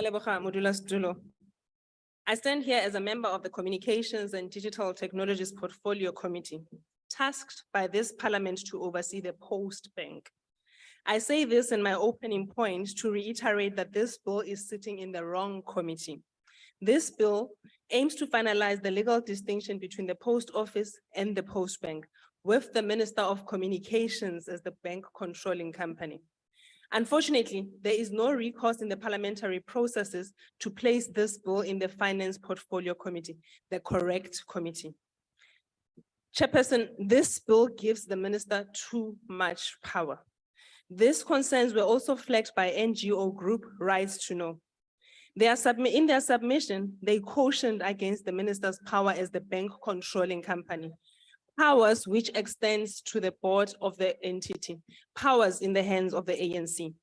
Attempts by the department to allay DA's concerns over these tremendous powers gave us no comfort. Mudula Stulo, under the ruling party, not one, not two, but almost all SOEs have collapsed. Yet, the DA is considered as unpatriotic, and as we warn against the establishment of yet another SOE, which is doomed to fail. The companies are Muso and Penal, SAA, Leona Post Office, Ditebeka Basibit, Kimang Yatla Sebeta Banking in a Chief Whip, Kiona Potso Holo Eo. In their submission on the bill, Kosatu, Mutualo Moholo, Wamukhasho Busang, says they believe that the Postbank will be active and competitive because of its wide geographic and demographic footprint. What footprint? The department is not able to keep the doors of post offices open. In fact, the minister could not explain to the committee what infrastructure the Postbank will operate from. We just don't know. The department does not know. We just do not know. COSAP2 is supporting this bill not because the bank is a great business idea or that it will be self-sustainable, but because as a friend of the governing party, the expectation is that government will provide a bailout when this bank fails. Another ANC pet project. No feasibility study was undertaken to understand the need for the post office as a fully fledged bank.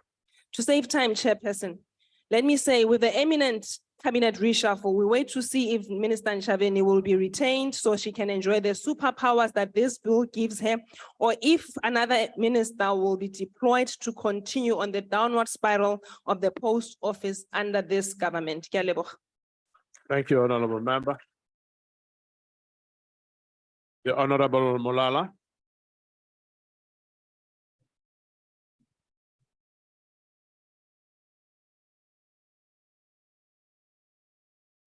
Thanks, Honorable House Chair.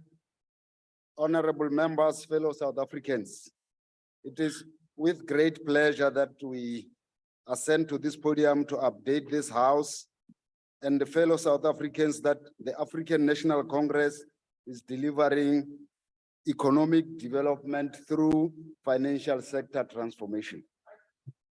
The establishment of a state bank can no longer be delayed. We implore members of this House to pass this South African Post Bank Bill amendment so as to ensure that we reposition the Post Bank to a fully fledged bank of the state, which is going to be transformative, developmental, and inclusive. Under the current highly concentrated financial and banking service sector, access to finance continues to be a challenge, particularly to the Black-owned businesses, SMEs, women, youth, people with disabilities. The requirements are often erroneous and make it difficult to access banking. Honorable members, this is not the case unique to South Africa. An example, some of the greatest postal banking success can be found in Japan, wherein they leverage the footprint of its post office to create post bank branches all across their country. This has helped to reach millions of Japanese people, even in the most parts of the country.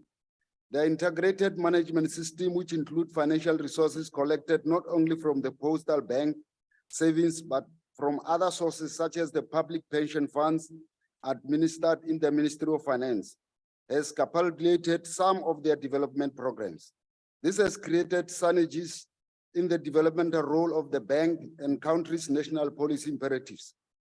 The Japan Post Bank has been able to fund Japan's economic development without relying on foreign investors. The need for much stronger support of Black industrialists and SME submissions also noted the prevalence of poor market conduct practices and financial inclusion, compromising the potential transformative effect of the financial sector. A study conducted last year revealed that despite strong financial sector growth over the last 3 decades, investment has remained subdued since the end of apartheid, rarely exceeding 20% of GDP. South African banks currently account for 120% of the GDP, with the 5 largest banks accounting for almost 90% of the banking sector assets. Pensions and investment funds also represent a significant part of the financial system, with assets under management of nearly 140% of GDP. The market capitalization among Johannesburg Stock Exchange listed companies illustrate the growth of the financial sector. The study further noted that the growth of the financial sector in South Africa has not yielded higher capital investment. Moreover, the financial sector has contributed a little to job creation. While the sector managed to capture 1/4 of the country's profit in 2017, it employed only 505,000 people, translating to 3.5% of South African jobs. The introduction of new players in the market plays a significant role in reducing the banking fees, as well as introducing different distribution models and launching innovative value proposition. Our policy positions are informed by the Freedom Charter that states that people shall share in the country's wealth, not only the private bankers. Since the early 1990s, when the ANC adopted the Ready to Govern policy, we have adopted the democratic state should introduce mechanisms to encourage private sector, financial institutions to channel resources into the productive investments, which the private bankers are not doing today. Evidence suggests that government's effort to transform the economy over the years have not yielded significant results, and this can be attributed to a large extent to monopoly capitalism and high concentration banking sector. It was the very same private banks who were reluctant to lend SMEs money under the government COVID-19 loan guarantee scheme. Notwithstanding the 94% of risk would be absorbed by the National Treasury and South African Reserve Bank. While we understand that the State Bank will not be a panacea for all our economic ills, we do believe that it's an additional policy instrument of any government that is committed to transformation and economically empowering the majority. While the nature of the state bank suitable for South Africa will be unique to our own dynamics and experience, we can still draw lessons from a number of state banks across the globe, such as the Bank of China, the Bank of Brazil, State Bank of India, and others. Since its nationalization, the State Bank of India has fostered economic development through rural development initiatives, microcredit programs, financing major agriculture and industrial projects, as well as raising loans for government and the poor people. We are pleased that South African Post Bank continues to sustain a positive balance sheet. Profit after tax as at the end of September 22 amounted to 168.6 million, which is 66% above the prior year. We welcome the IT modernization program has been successfully initiated. We hope to see stronger internal controls and impenetrable IT system that will guarantee the safety of assets and all those who will be using South African Post Bank. As I conclude, Honorable Chair, I wish to emphasize that it is very interesting that the opposition in this House, particularly the EFF, support the establishment of the state bank, but they don't support the bill. It's very interesting you are supporting the state bank, but you don't support the bill that established the state bank. And I must also say to my friends in the DA that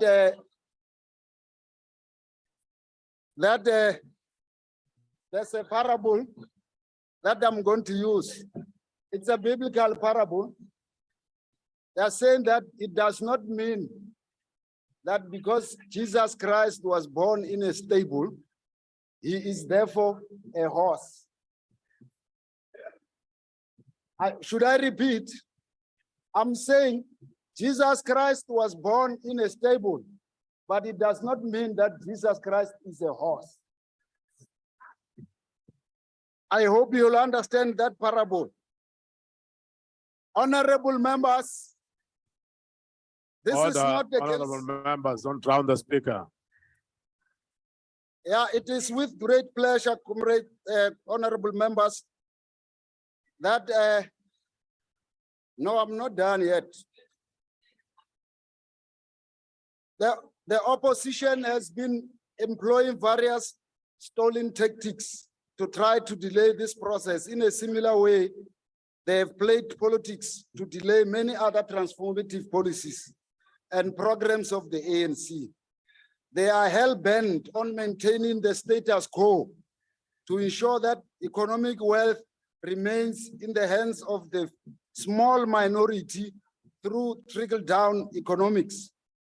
This is evidenced by their consistent call to privatize all key entities of the state, which will in turn leave the pricing of goods and services to the private sector, only to inflate prices, making it harder for majority of South Africans to survive, particularly the poor and the working class. And the ANC views the stance of the DA as regressive, and ANC therefore supports the Postbank bill. Thank you, honorable member.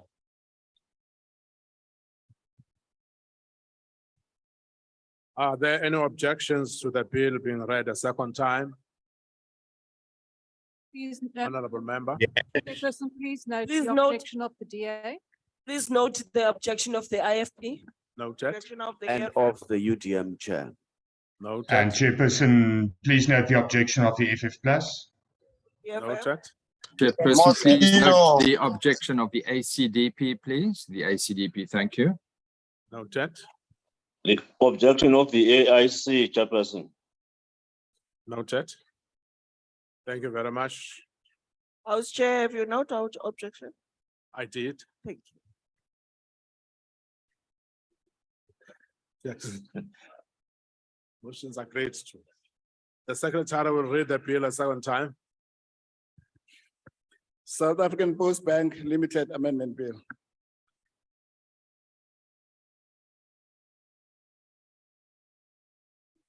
The bill will be sent to the National Council of Provinces for concurrence. The Secretary will read the third order. Consideration of report of Portfolio Committee on Justice and Correctional Services on repeal of the Transkeian Penal Code Bill. The Honorable Makwanisha.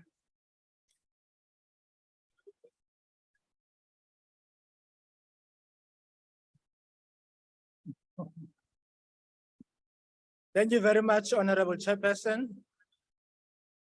Honorable Ministers and Deputy Ministers, honorable members, the Portfolio Committee on Justice and Correctional Services, having considered the repeal of Transkeian Penal Code Bill, referred to it and classified by the Joint Checking Mechanism as Section 75 Bill, reports the bill without amendments.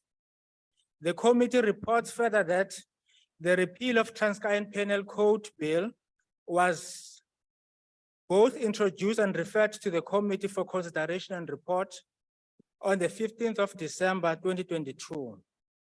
The committee called for public submissions on the bill, but received no response to that call.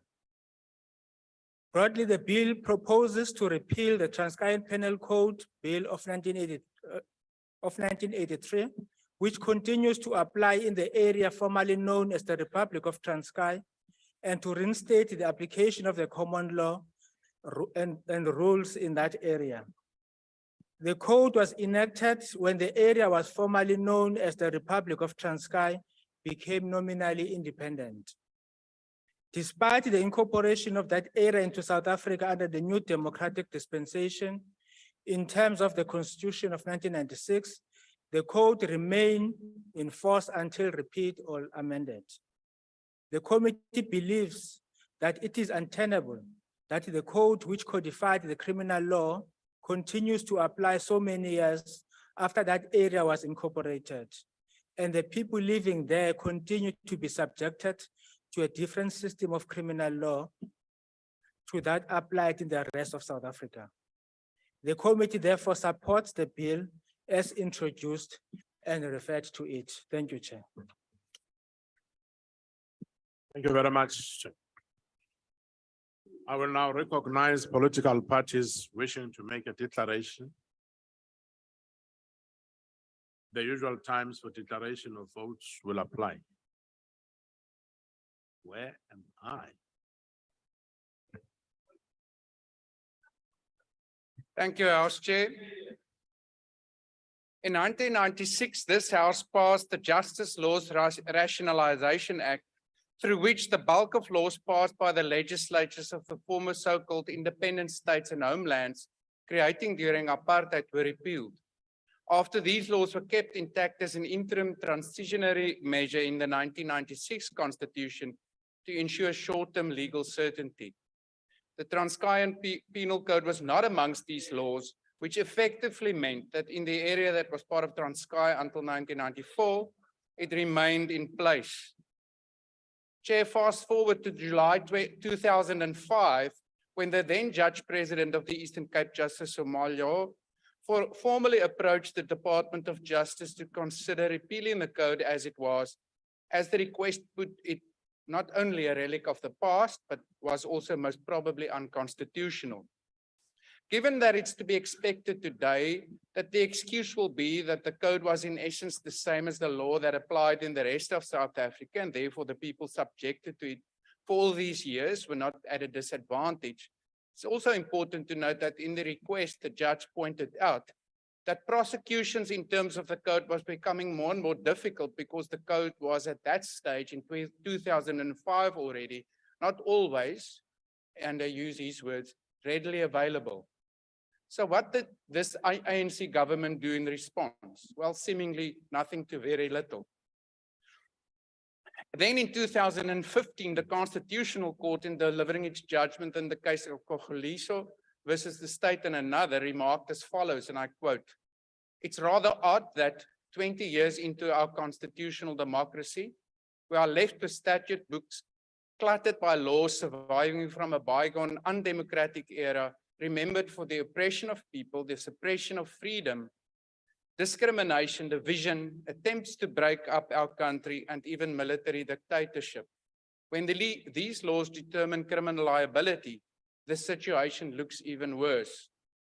After this, further silence, until in 2022, the Law Reform Commission issued a report in which it concluded that with a few exceptions, the rules, offenses, and defenses contained in the code overlap and have counterparts in the common law, and therefore seems to be unnecessary. Not surprisingly, it was recommended that the code be repealed and be replaced with the law as it applies in the rest of the Republic. And then, Chair, quite surprisingly, government finally settled on this simple bill under discussion today. While we therefore rise to support this bill, we are compelled to remark that this little bit of history clearly unmasks the lackadaisical manner in which this ANC government has over the years dealt with the eradication of laws that were part and parcel of the repressive system it fought long to defeat.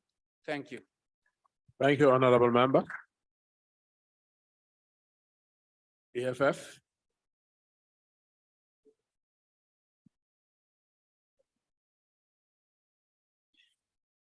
Thank you, Chairperson. The EFF is in support of the repeal of the Transkeian Penal Code of 1983. That penal code was a concoction of the English criminal law and some versions of the African customary law, as was then practiced in the areas that was known as Transkei. The origins of the penal code date back to 1886, when the Cape of Good Hope Parliament passed the Transkei Penal Code of 1886 in order to consolidate colonial governance of the conquered territories of African people in that area. The code itself was a product of Cape Government Commission of 1883 on native laws and customs, the same way the Native Land Act of 1913 was a product of Lacton's Native Affairs Commission of 1905. These are laws passed by the colonial government based on their perverted views of native people in this country. When the Transkei became an independent homeland, the penal code was revised and passed anew in 1983. The code provided for the dichotomous criminal law system in the Transkei, one for Africans and one for settlers. That we debate this bill 28 years after the abolishment of the Bantustans speaks loudly to how far we have taken for granted the people of the province of the Eastern Cape. We no longer have a Republic of the Ciskei, where I'm from. We no longer have the Republic of the Transkei. The Kai River no longer separates the people of our great province, like they were when interests benefited only a few. We know what it meant to grow up under those Bantustans and those republics and understand the impact of now living under a Republic of South Africa that has laws that should and must be binding to all who live in it. So why is it that we have hovering laws of old that still bind our people as if they're living in a country within a country? Why is it that we have this law that is still and remains stagnant in this country as of 2023? If we truly value the Constitution and the rule of law, and above all, the majority of the marginalized and dispossessed of this country, why do we have these laws? To date, there are thousands of other little pieces of colonial and apartheid laws that are still in our attributes. I wonder how many of those we have. All these laws must be repealed, and new laws based on values affirming our Africanness must be passed. It is, however, sad that this very parliament is legitimizing the gruesome forms of colonial legislation by passing a range of laws under the pretext of affirming traditional leadership and customary laws. These laws will only serve to further de-franchise our people while granting powers to unaccountable bodies in the former Bantustans. We are still affirming and supporting this bill. Thank you. Thank you very much, Honorable Member. IFP.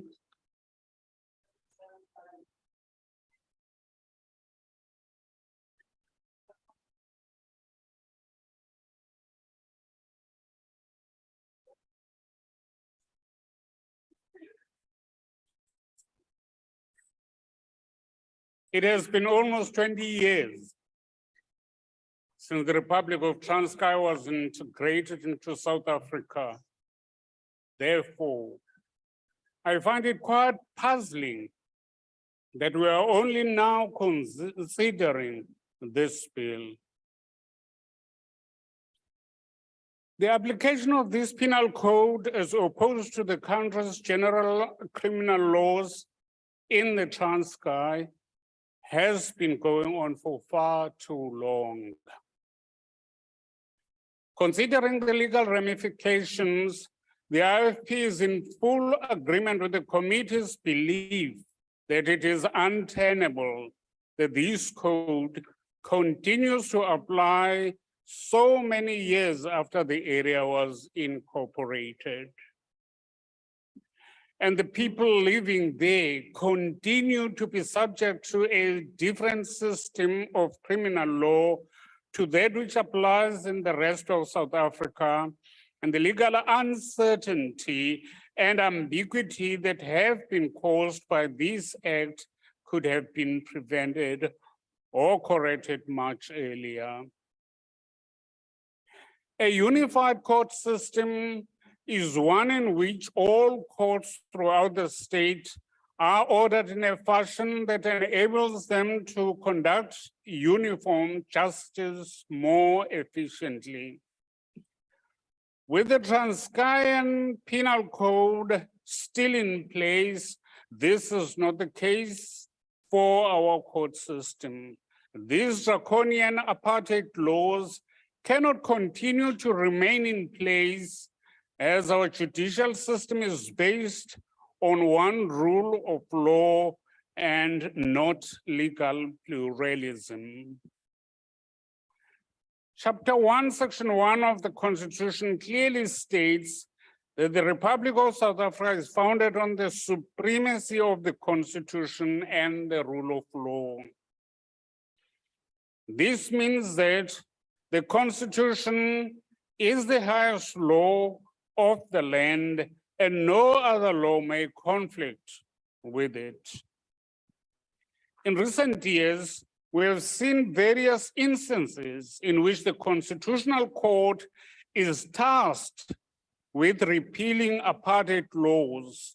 This causes the Constitutional Court to be seized with matters that lessen its capacity to tend to constitutional framework legislation. Perhaps the department should take a more proactive approach in fine-combing our statute books to ensure that the draconian apartheid legislation is repealed. Honourable Member, your time is now expired. This legislation of this nature is unconstitutional. The IFP accepts the report. I thank you, House Chair. Thank you. The EFF Plus.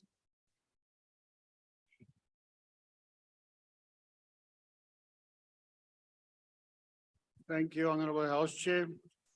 The Freedom Front Plus recognize that the Transkeian Penal Code that was enacted in 1983 when the area became independent from the Republic has been out of step with South Africa's general criminal laws, resulting in the legal uncertainty as to whether the code supersedes the country's common law. Voorsitter, sonder om te herhaal wat alles reeds gesê is, die VF Plus is egter van mening dat die samestelling van Suid-Afrika in die toekoms toenemend weer federaal van aard sal word, wat sal meer bring dat die afwenteling van wag gaandeweg 'n werklikheid sal word. Die VF Plus steun egter onder omstandighede die herroeping van die Transkei strafkode vanweë die verdere onbestaanbaarheid daarvan. Dankie, voorsitter. Thank you. The ACDP. Thank you, House Chair. House Chair, the ACDP supports the repeal of the Transkeian Penal Code of 1983. And as the Justice Committee states in its report, the Penal Code continues to apply in this area despite the new democratic dispensation and the acceptance of the new constitution in 1996. And this will continue to be the case until the Penal Code is repealed, as we are doing today. Clearly, any provision of that code which contravenes constitutional rights would have been struck down. However, it is indeed an anomaly that citizens in that area are subject to a different criminal code, the Transkeian Penal Code, where the Criminal Procedure Act and other laws apply elsewhere in the country. And this is clearly untenable. Now, the question raised by colleagues is why this issue wasn't dealt with earlier. It appears that only after the South African Law Reform Commission made its recommendation that the code should be repealed, that attention was given to repeal the bill. It also seems that there was not a lot of public interest, given the fact that despite the committee calling for public submissions on the bill, no responses were received. Chairperson, the ACDP has taken note of this bill, and what is encouraging is that the committee took a very short time to repeal this code since the introduction of this bill in December last year. One wonders how many similar laws still exist and also need to be repealed. And so the ACDP supports this bill, better late than never. I thank you. Thank you. The UDM? The ATM? Good.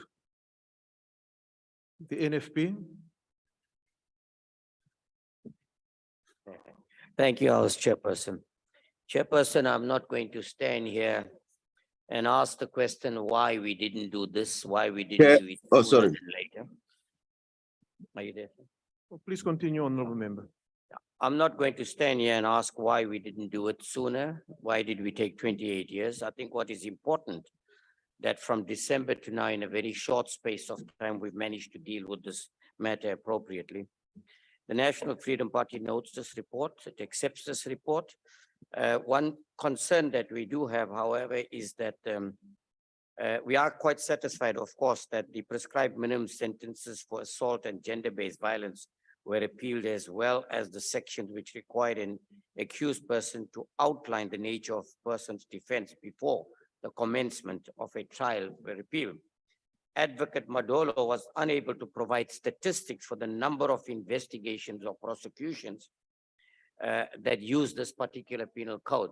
So I think it might be necessary, Chairperson, for us to, at some stage, acquire some data to see whether it had any implications thereof. But however, the National Freedom Party supports this. Thank you very much. The AIC?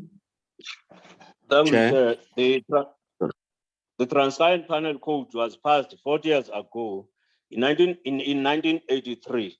29 years into our democracy, the bill is still in force.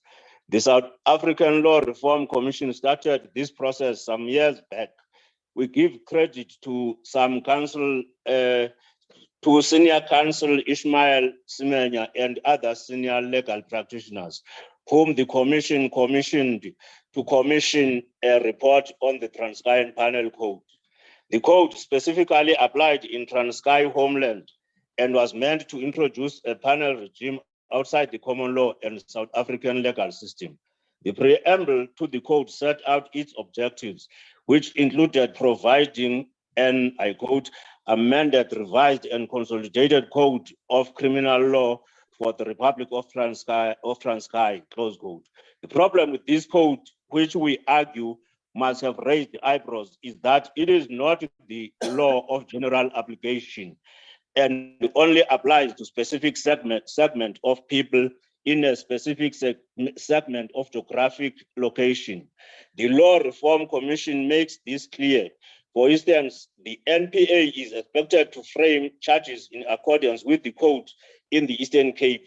This violation of the Equality Clause must have pricked our resistance, given that the code replicates the common law provisions and other legislation on such wide matters as principle of self-defense, the force used in arrests, remits of criminal liability when it comes to children, and whether insanity and intoxication rescues criminal liability. It remains unsuitable under the new constitution.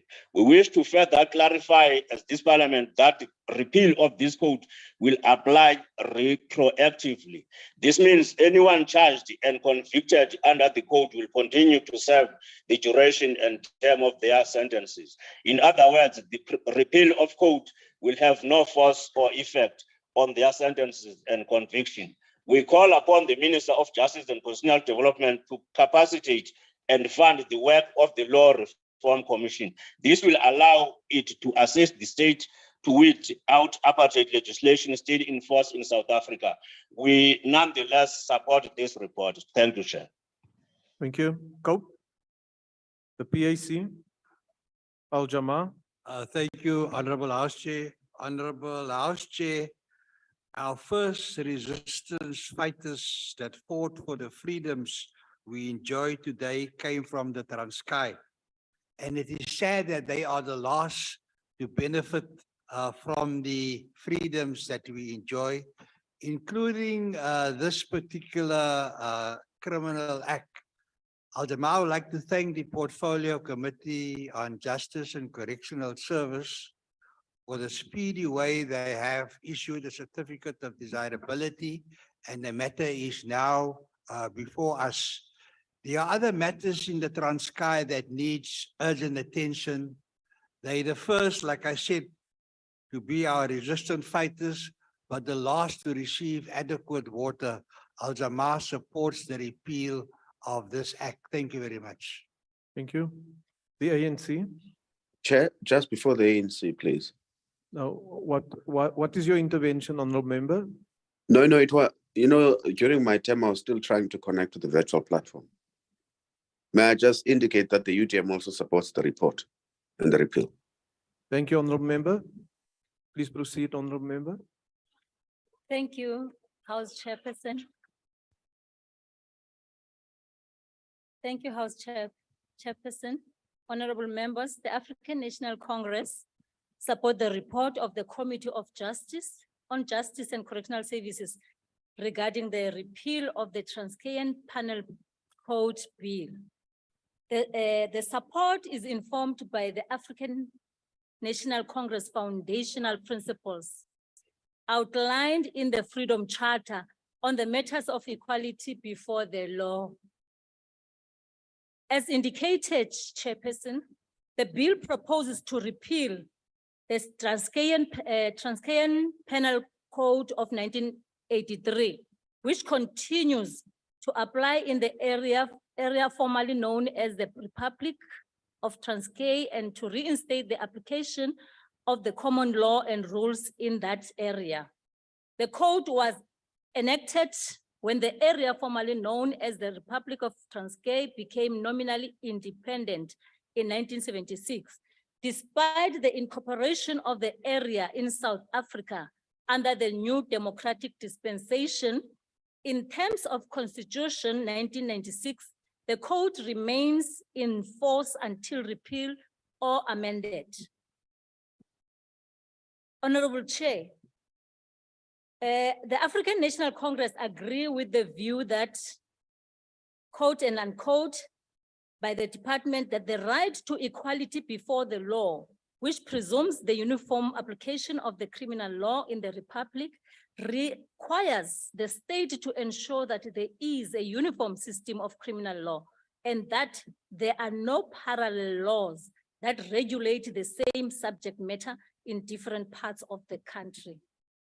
We are indeed a unitary state whose foundation is constitutional democracy, and as such, the people of the area formerly known as Republic of Transkei should be subjected to the law like the rest of the country, as the application of the code resulted in legal uncertainty regarding whether the code superseded the common law. We are in agreement with the South African Law Reform Commission's preliminary research that, with a few exceptions, the rules, offenses, and defenses contained in the code overlap with or have corresponding provisions in the common law or other statutes which are applicable in the rest of the Republic. resulting in legal pluralism and legal uncertainty.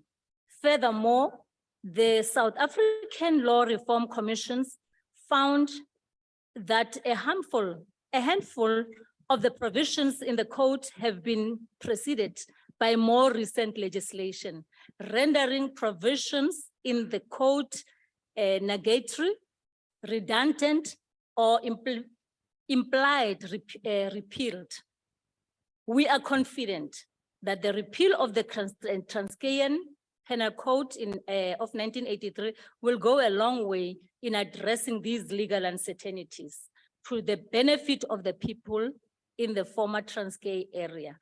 Chairperson, we are working as the ANC.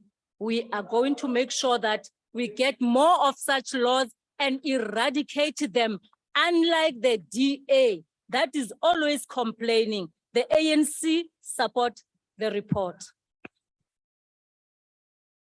Thank you, Honorable Member. I now recognize the Honorable Chief Whip of the Majority Party. Thank you very much, House Chair. House Chair, I move that this House adopts this report. The motion is that the report be adopted. Are there any objections? No objections agreed to. The Secretary will read the fourth order. Second reading, repeal of the Transkeian Penal Code Amendment Bill. As there is no list of speakers, are there any objections to the bill being read a second time? There's no objections agreed to. The Secretary will read the bill a second time. Repeal of the Transkeian Penal Code. The bill will be sent to the National Council of Provinces for concurrence. The Secretary will read the fifth order. Consideration of request for permission in terms of Rule 286(4)B to inquire into extending the subject of cannabis for private purposes bill. I understand that there will be no declarations on this matter as was presented in the Programming Committee. Are there any objections to the committee being granted permission in terms of Rule 286, Subrule 4, Subrule B, to inquire into extending the subject of cannabis for private members bill? Are there any objections? No objections agreed to. We now come to motions without notice. Does any member of the ANC wish to give a motion without notice? The ANC. Thank you, Chairperson. I'm on virtual, Chairperson. Can you hear me? Yes, please continue. Thank you. The African National Congress moves without notice with sadness that the tragic passing on of popular South Africa rapper Kiman Forbes following a virtual shooting in Durban, KwaZulu-Natal on the evening of 10 February 2023. Further notes that at the time of his passing on, he was due to perform at the Durban nightclub, Yugu, as part of his birthday celebration. Understands that the 35-year-old AKA was counted amongst the best rappers on the continent and has produced and written many hit songs, including Fella in Versace, Baddest, and others since he broke into the industry over the decade ago. Further understands that he won Male Artist of the Year at the South African Music Awards Summer in 2012. Remembers AKA as one of the most patriotic artists who literally flew the South African flag high everywhere he went around the globe, and conveys its condolences to his family, friends, industry peers, and fans throughout the country, continent, and world. I so moved. Thank you. If there are no objections, I put the motion. No objections agreed to. The DA.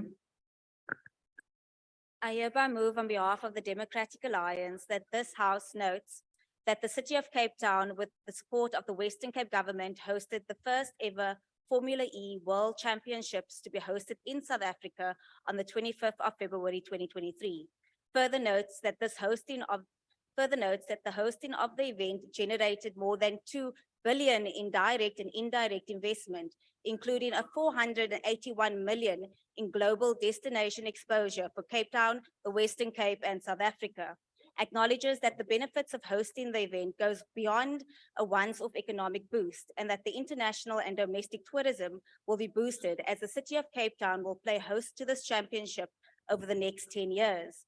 Recalls that although COVID-19 travel restrictions severely hampered tourism and that the local economy in the Western Cape suffered as a result, the hosting of the championship saw hotels fully booked, allowing vendors, restaurants, and tour operators to capitalize.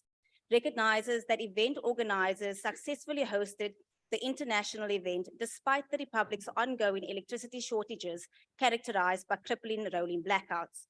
Congratulates the City of Cape Town, the Western Cape government, and all public and private partners for putting on a world-class event. Thank you. I so move. If there are no objections, I put the motion. No objections, agreed to. The EFF. Thank you. Yes. I rise on behalf of the economic freedom fighters to move without notice that the House notes the depressing conditions of many township, rural areas, and informal settlements, which have become filthy and overrun with litter and illegal dumping. Notes that municipal refuge collection services have completely collapsed, and this is a threat to the well-being of our people living in this area.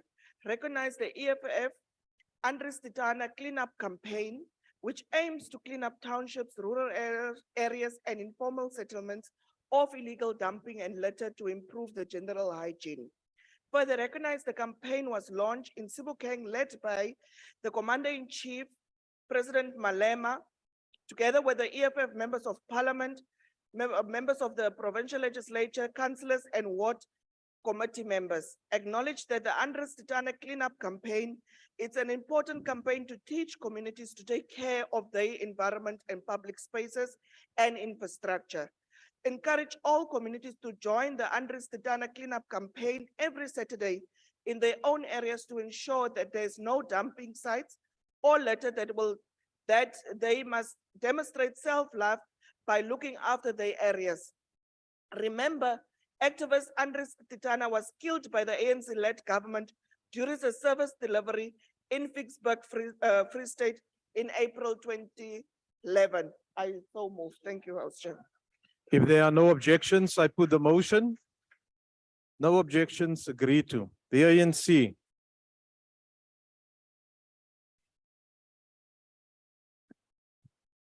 Order, honorable members. The African National Congress moves without notice that the House notes that the South African artist Nomcebo Zikode, Zex Bantwini, and Walter Kellerman won the Best Global Music Performance for their song Bayete at the 65th Annual Grammy Awards at Microsoft Theatre in Los Angeles on the 5th of February, 2023.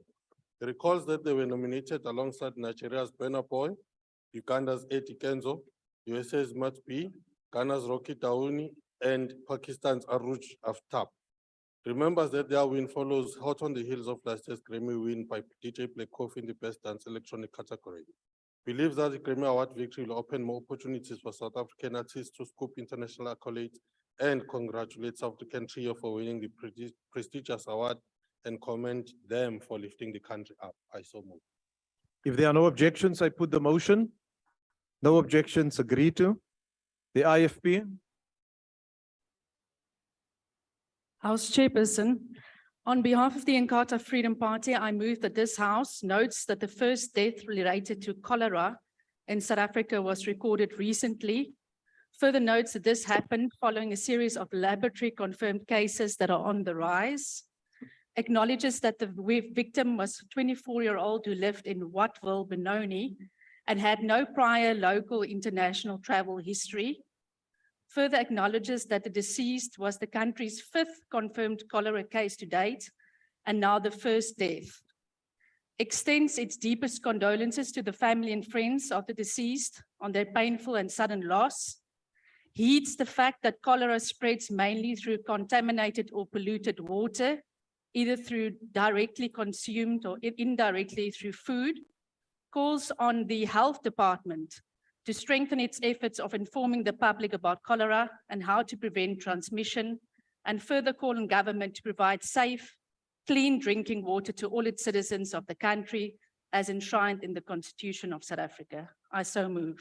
If there are no objections, I put the motion. No objections, agreed to. The FF plus. Thank you, House Chair.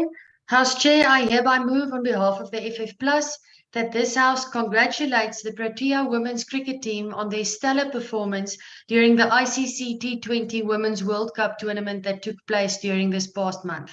Also congratulates them on their stellar and consistent performance during the course of the tournament, from their excellent performances during the playoff stages up to the quarterfinal with their win over Bangladesh and their victory over England by 6 runs in the semi-final, cementing their place in the final against Australia that took place this past Sunday. Acknowledges and congratulates the team under leadership of Captain Sunay Lees for being the first senior national cricket team for South Africa to progress to an ICC World Cup cricket final. Take note of and congratulate individual players for their stellar performances during the course of the tournament, such as fast bowler Ayabonga Kaka, who claimed 4 for 29 in the final over against England to secure SA's top spot in the final, Tasman Brits, who reached a top score of 68 runs in the same game, and Laura Wolford for her stunning final innings of 61 runs against Australia in the final match, and also for making the most runs during the course of the tournament of 230.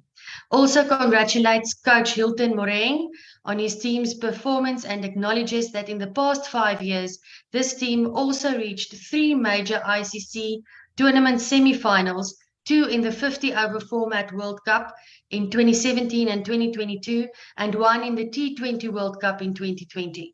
Expresses our extreme pride and joy over their excellent performance. I so move. If there are no objections, I put the motion. No objections, agreed to. The ANC. Thank you, Chair.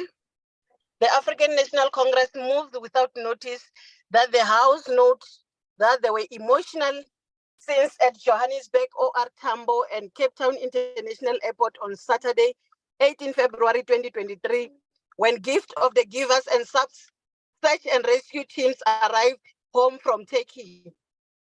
Further notes that the teams were dispatched after the devastation earthquakes there and in Syria that have so far claimed more than 40,000 lives. Acknowledges that at a press conference after their arrival, the Turkish embassy praised South Africa for its response to the tragedy, as did National Police Commissioner General Fani Masemola. Commends the Gift of the Givers for the work they do here at home and abroad in terms of desperate needs and for flying the flag of South Africa, of our country high, and extend its well wishes to the Gift of the Givers for always lending a helping hand, and wishes them much strength and success in their future operations. I so move, Chair. Thanks. If there are no objections, I put the motion. No objections, agreed to. The ACDP. Thank you, House Chair. I move on behalf of the ACDP that the House notes that a total of 18 South Africans recently took part in the world's toughest race, the 2023 Dakar Rally, either as drivers, riders, or co-pilots. Congratulates 31-year-old South African motorcycle rider, Sharon Moore, who won the original bi-motor class, previously known as the Mala Moto Original motorcycle class, in only his second Dakar Rally.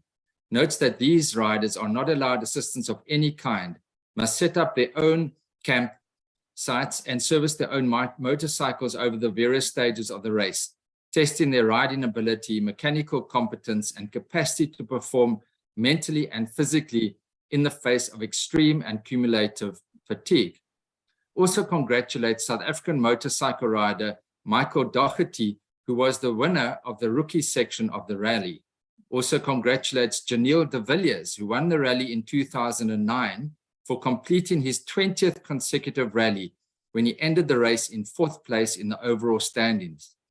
congratulates all who participated, in particularly all the South Africans, and lastly congratulates the winners, Nasser Al-Attiyah and Matthew Baumel, for their third Dakar title in a South African-built DKR Hilux T1+.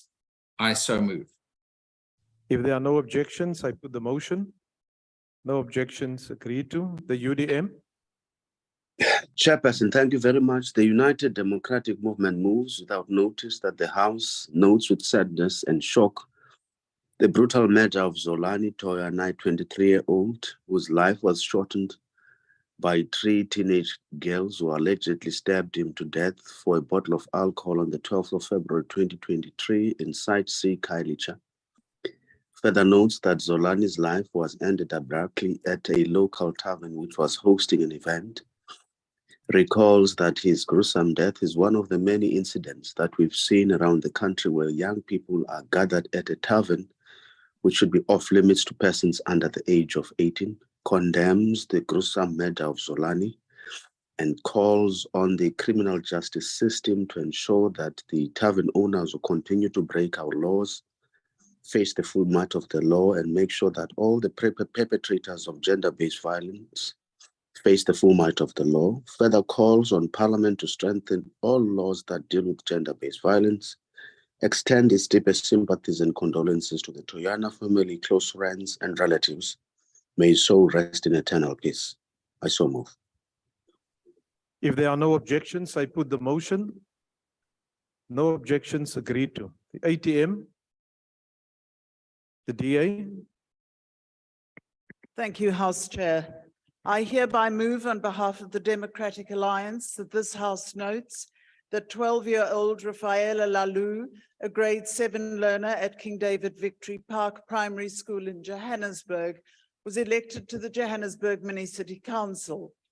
Acknowledges that the Johannesburg Mini City Council is a non-political program that aims to foster a sense of civic responsibility among the youth and to develop young people's skills and self-image so that they can become confident in their ability to bring about change in the country. Recognizes that the Johannesburg Mini City Council has been effecting change in the lives of our youth for over 4 decades, and that focus on teaching leadership lessons to grade 7 learners has proven invaluable to their future development. Congratulates Rafaela on her selection for the Leadership Committee and wishes Rafaela and her fellow Mini City Councillors well for a productive and successful 2023. I so move. If there are no objections, I put the motion. No objections, agreed to. The EFF. I rise on behalf of the Economic Freedom Fighters, the Pudemo 10th General Council, the People's United Democratic Movement, Pudemo of Eswatini, held its 10th General Council under the theme Consolidate, Defend, and Advance towards the People's Victory on Eswatini.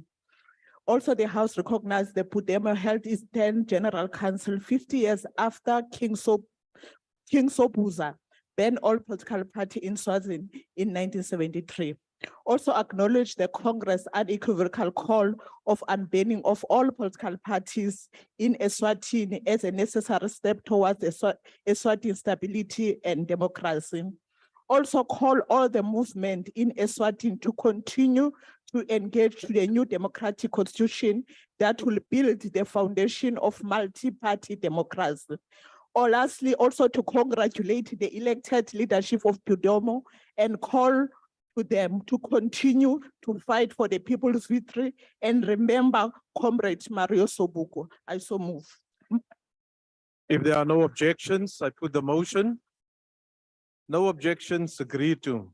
The ANC.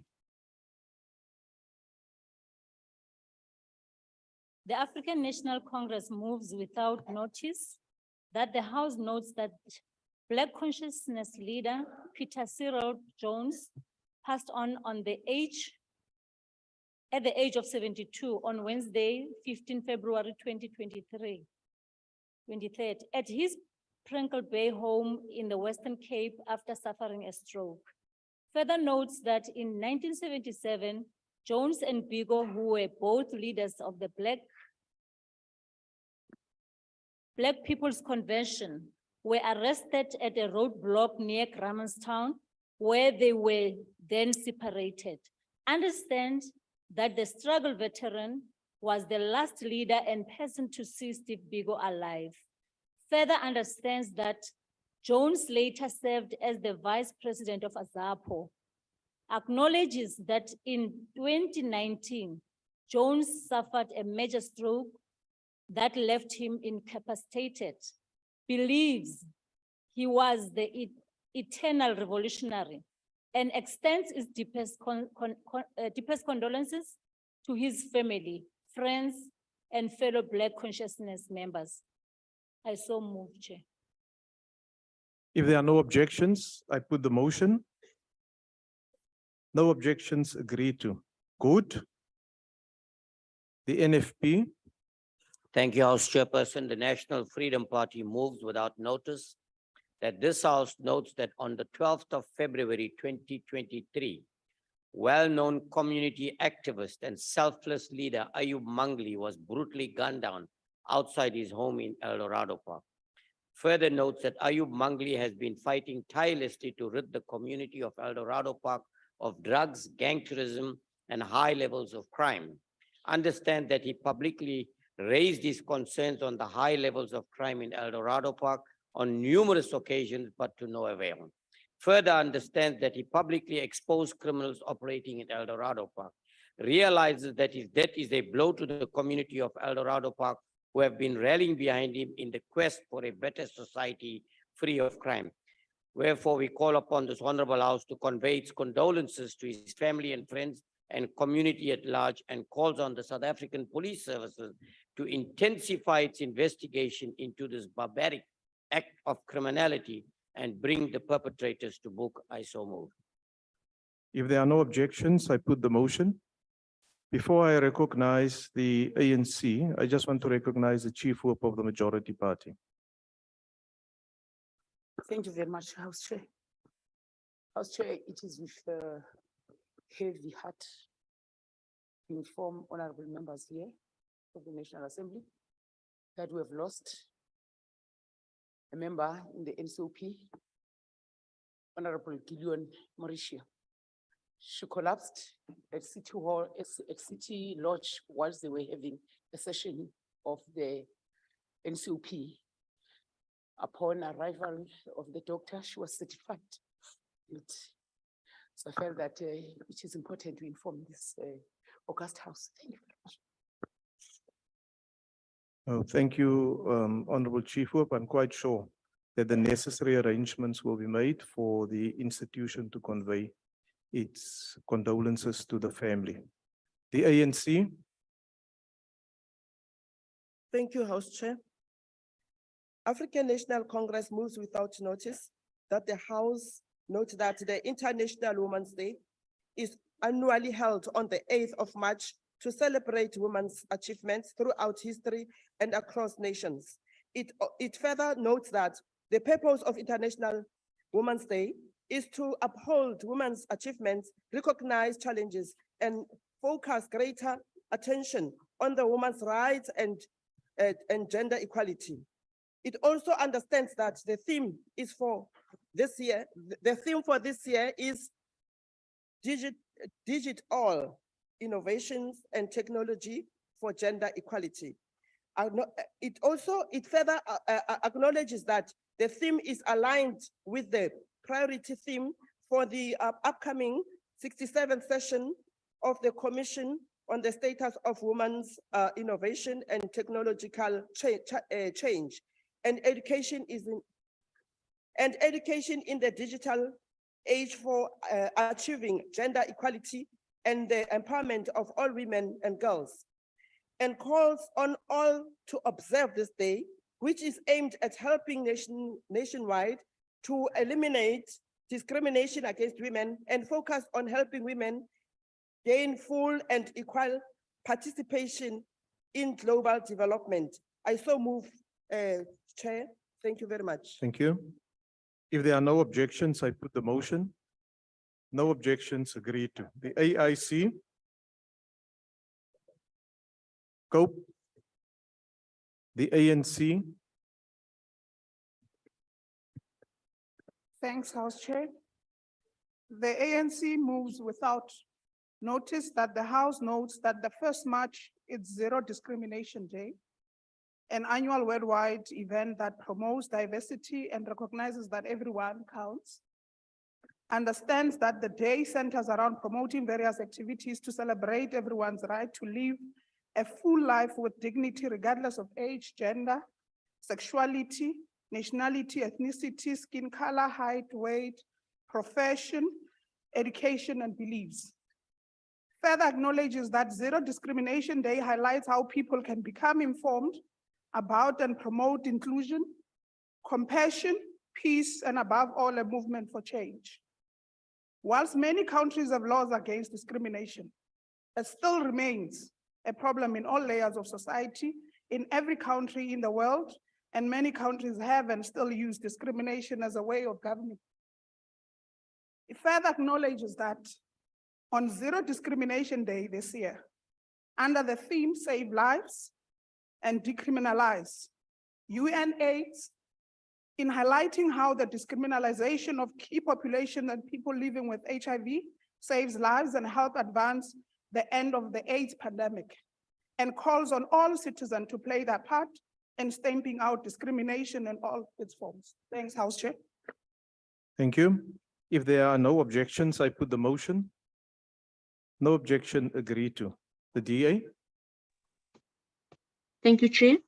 I hereby move on behalf of the Democratic Alliance that this House notes that a massive tanker exploded in Boksburg on 24th December 2022. Further notes that 41 persons, of which 12 were healthcare workers working at the Tambo Memorial Hospital, sadly lost their lives due to the explosion. Acknowledges the swift interventions from the Office of the Executive Mayor in the city of Ekurhuleni, which made resources available to lighten the plight of families who lost loved ones in the explosion. Recognizes the support and assistance provided by the Gift of the Givers and other non-profit organizations, religious formations, political parties, and communities who all came together across the political divide in the aftermath of the explosion. Convey our heartfelt condolences to the families that lost loved ones due to the explosion and wishes those injured a speedy recovery. Thanks the City of Ekurhuleni, the Gift of the Givers, and all other non-profit organizations, religious formations, political parties, and communities who rendered assistance and support in the aftermath of the explosion. I so move. If there are no objections, I put the motion. No objections, agreed to. The PAC. Al-Jamaa. Thank you very much, Honorable House Chair. The Al-Jamaa political party moves without notice that the House notes the sudden death of Rafiq Rowan, who was in his late 60s, who was found dead in his Durban flat on Sunday, the 26th of February, 2023. Further notes that he was a renowned journalist and the only political prisoner on Robben Island from the media in 1969. Acknowledges that he hailed from Durban and was a member of the Muslim Youth Movement and edited his newspaper Al-Kalam and worked for Muslim News. Recognized that he was an MK operative and the last political prisoner on Robben Island to have occupied President Nelson Mandela's old cell on the island. Further recognized that he was among the last group of political prisoners to be released from Robben Island. That the House expressed condolences to his daughter, Saista Rowan Tofi, and grandchildren, and the extended Rowan family and the Muslim Youth Movement. I so move. If there are no objections, I put the motion. No objections, agreed to. The ANC.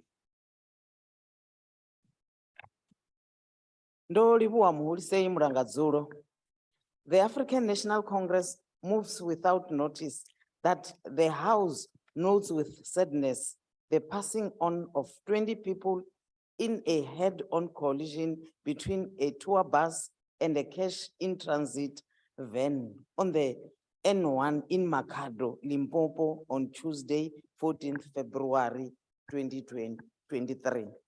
Further notes that 68 more people were left injured after the bus landed in a river after rolling from a bridge on the freeway. The ANC commends the paramedics, the fire departments, and several other private EMS services for arriving in time and attending to the victims, and extends its deepest condolences to the families, friends, and colleagues of those who have perished in Limpopo, and wishes the injured passengers a speedy recovery. Thank you. If there are no objections, I now put the motion. No objections, agreed to. Honorable members, that concludes motions without notice. During the course of the item that we were dealing with, we were informed of the sudden and unfortunate passing away of the Honorable Mauricia Gillion, a member of the NCOP. I would now like to request all members to rise to observe a moment of silence, please.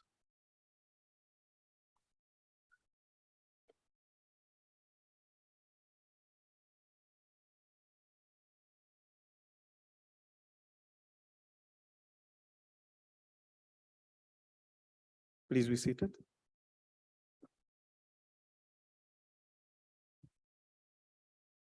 The last item on the order paper is notices of motion. Does any member of the ANC wish to give a notice of motion? The ANC. Thank you, Chair.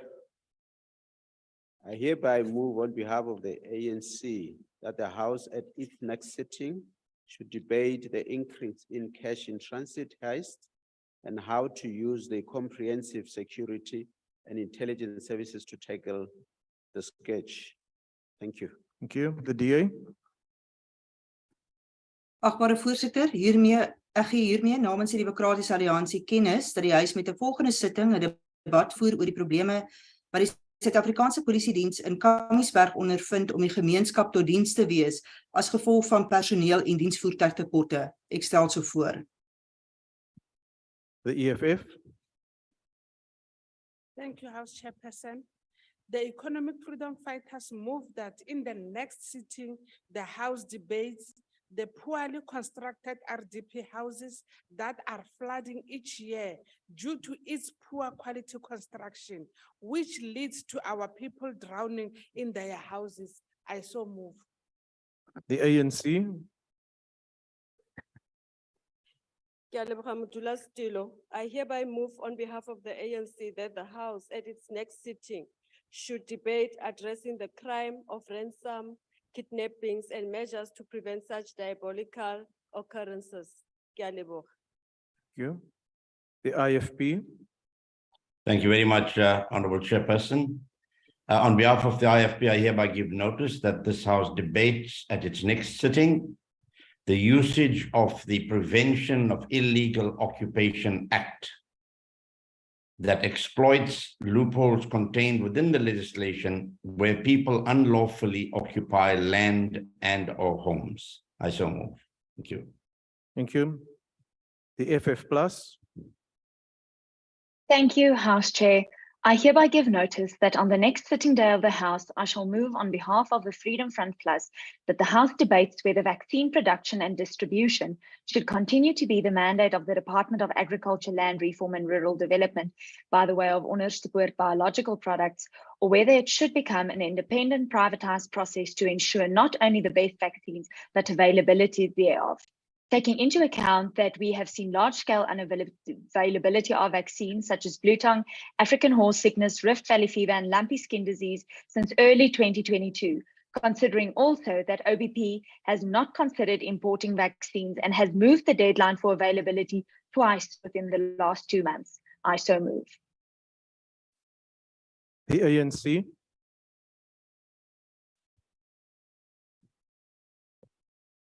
The ANC. The ACDP. Thank you, House Chair. I give notice on behalf of the ACDP that at the next sitting of the House, that the House debates the implications for the country's financial institutions and economy of its grey listing by the Financial Action Task Force on Friday, 25 February 2023. I thank you. The UDM. I shall move at the next sitting that the House debates measures to fight and curb violent crime in South Africa and its impact on the South African economy. Thank you. The ATM, the DA. Thank you, Chair. I hereby move on behalf of the Democratic Alliance that at its next sitting, this House debate the government's perceived failure to develop an effective red tape reform framework for small business sector. I so move. The EFF. The Economic Freedom Fighters move that in the next sitting, the House debates the hundreds of quarries such as the Withero quarry in Naidal, which are abandoned and as a cause of death of young boys and girls who swim in those quarries, while the owners of these facilities do not take responsibility for all the lives lost. I so move.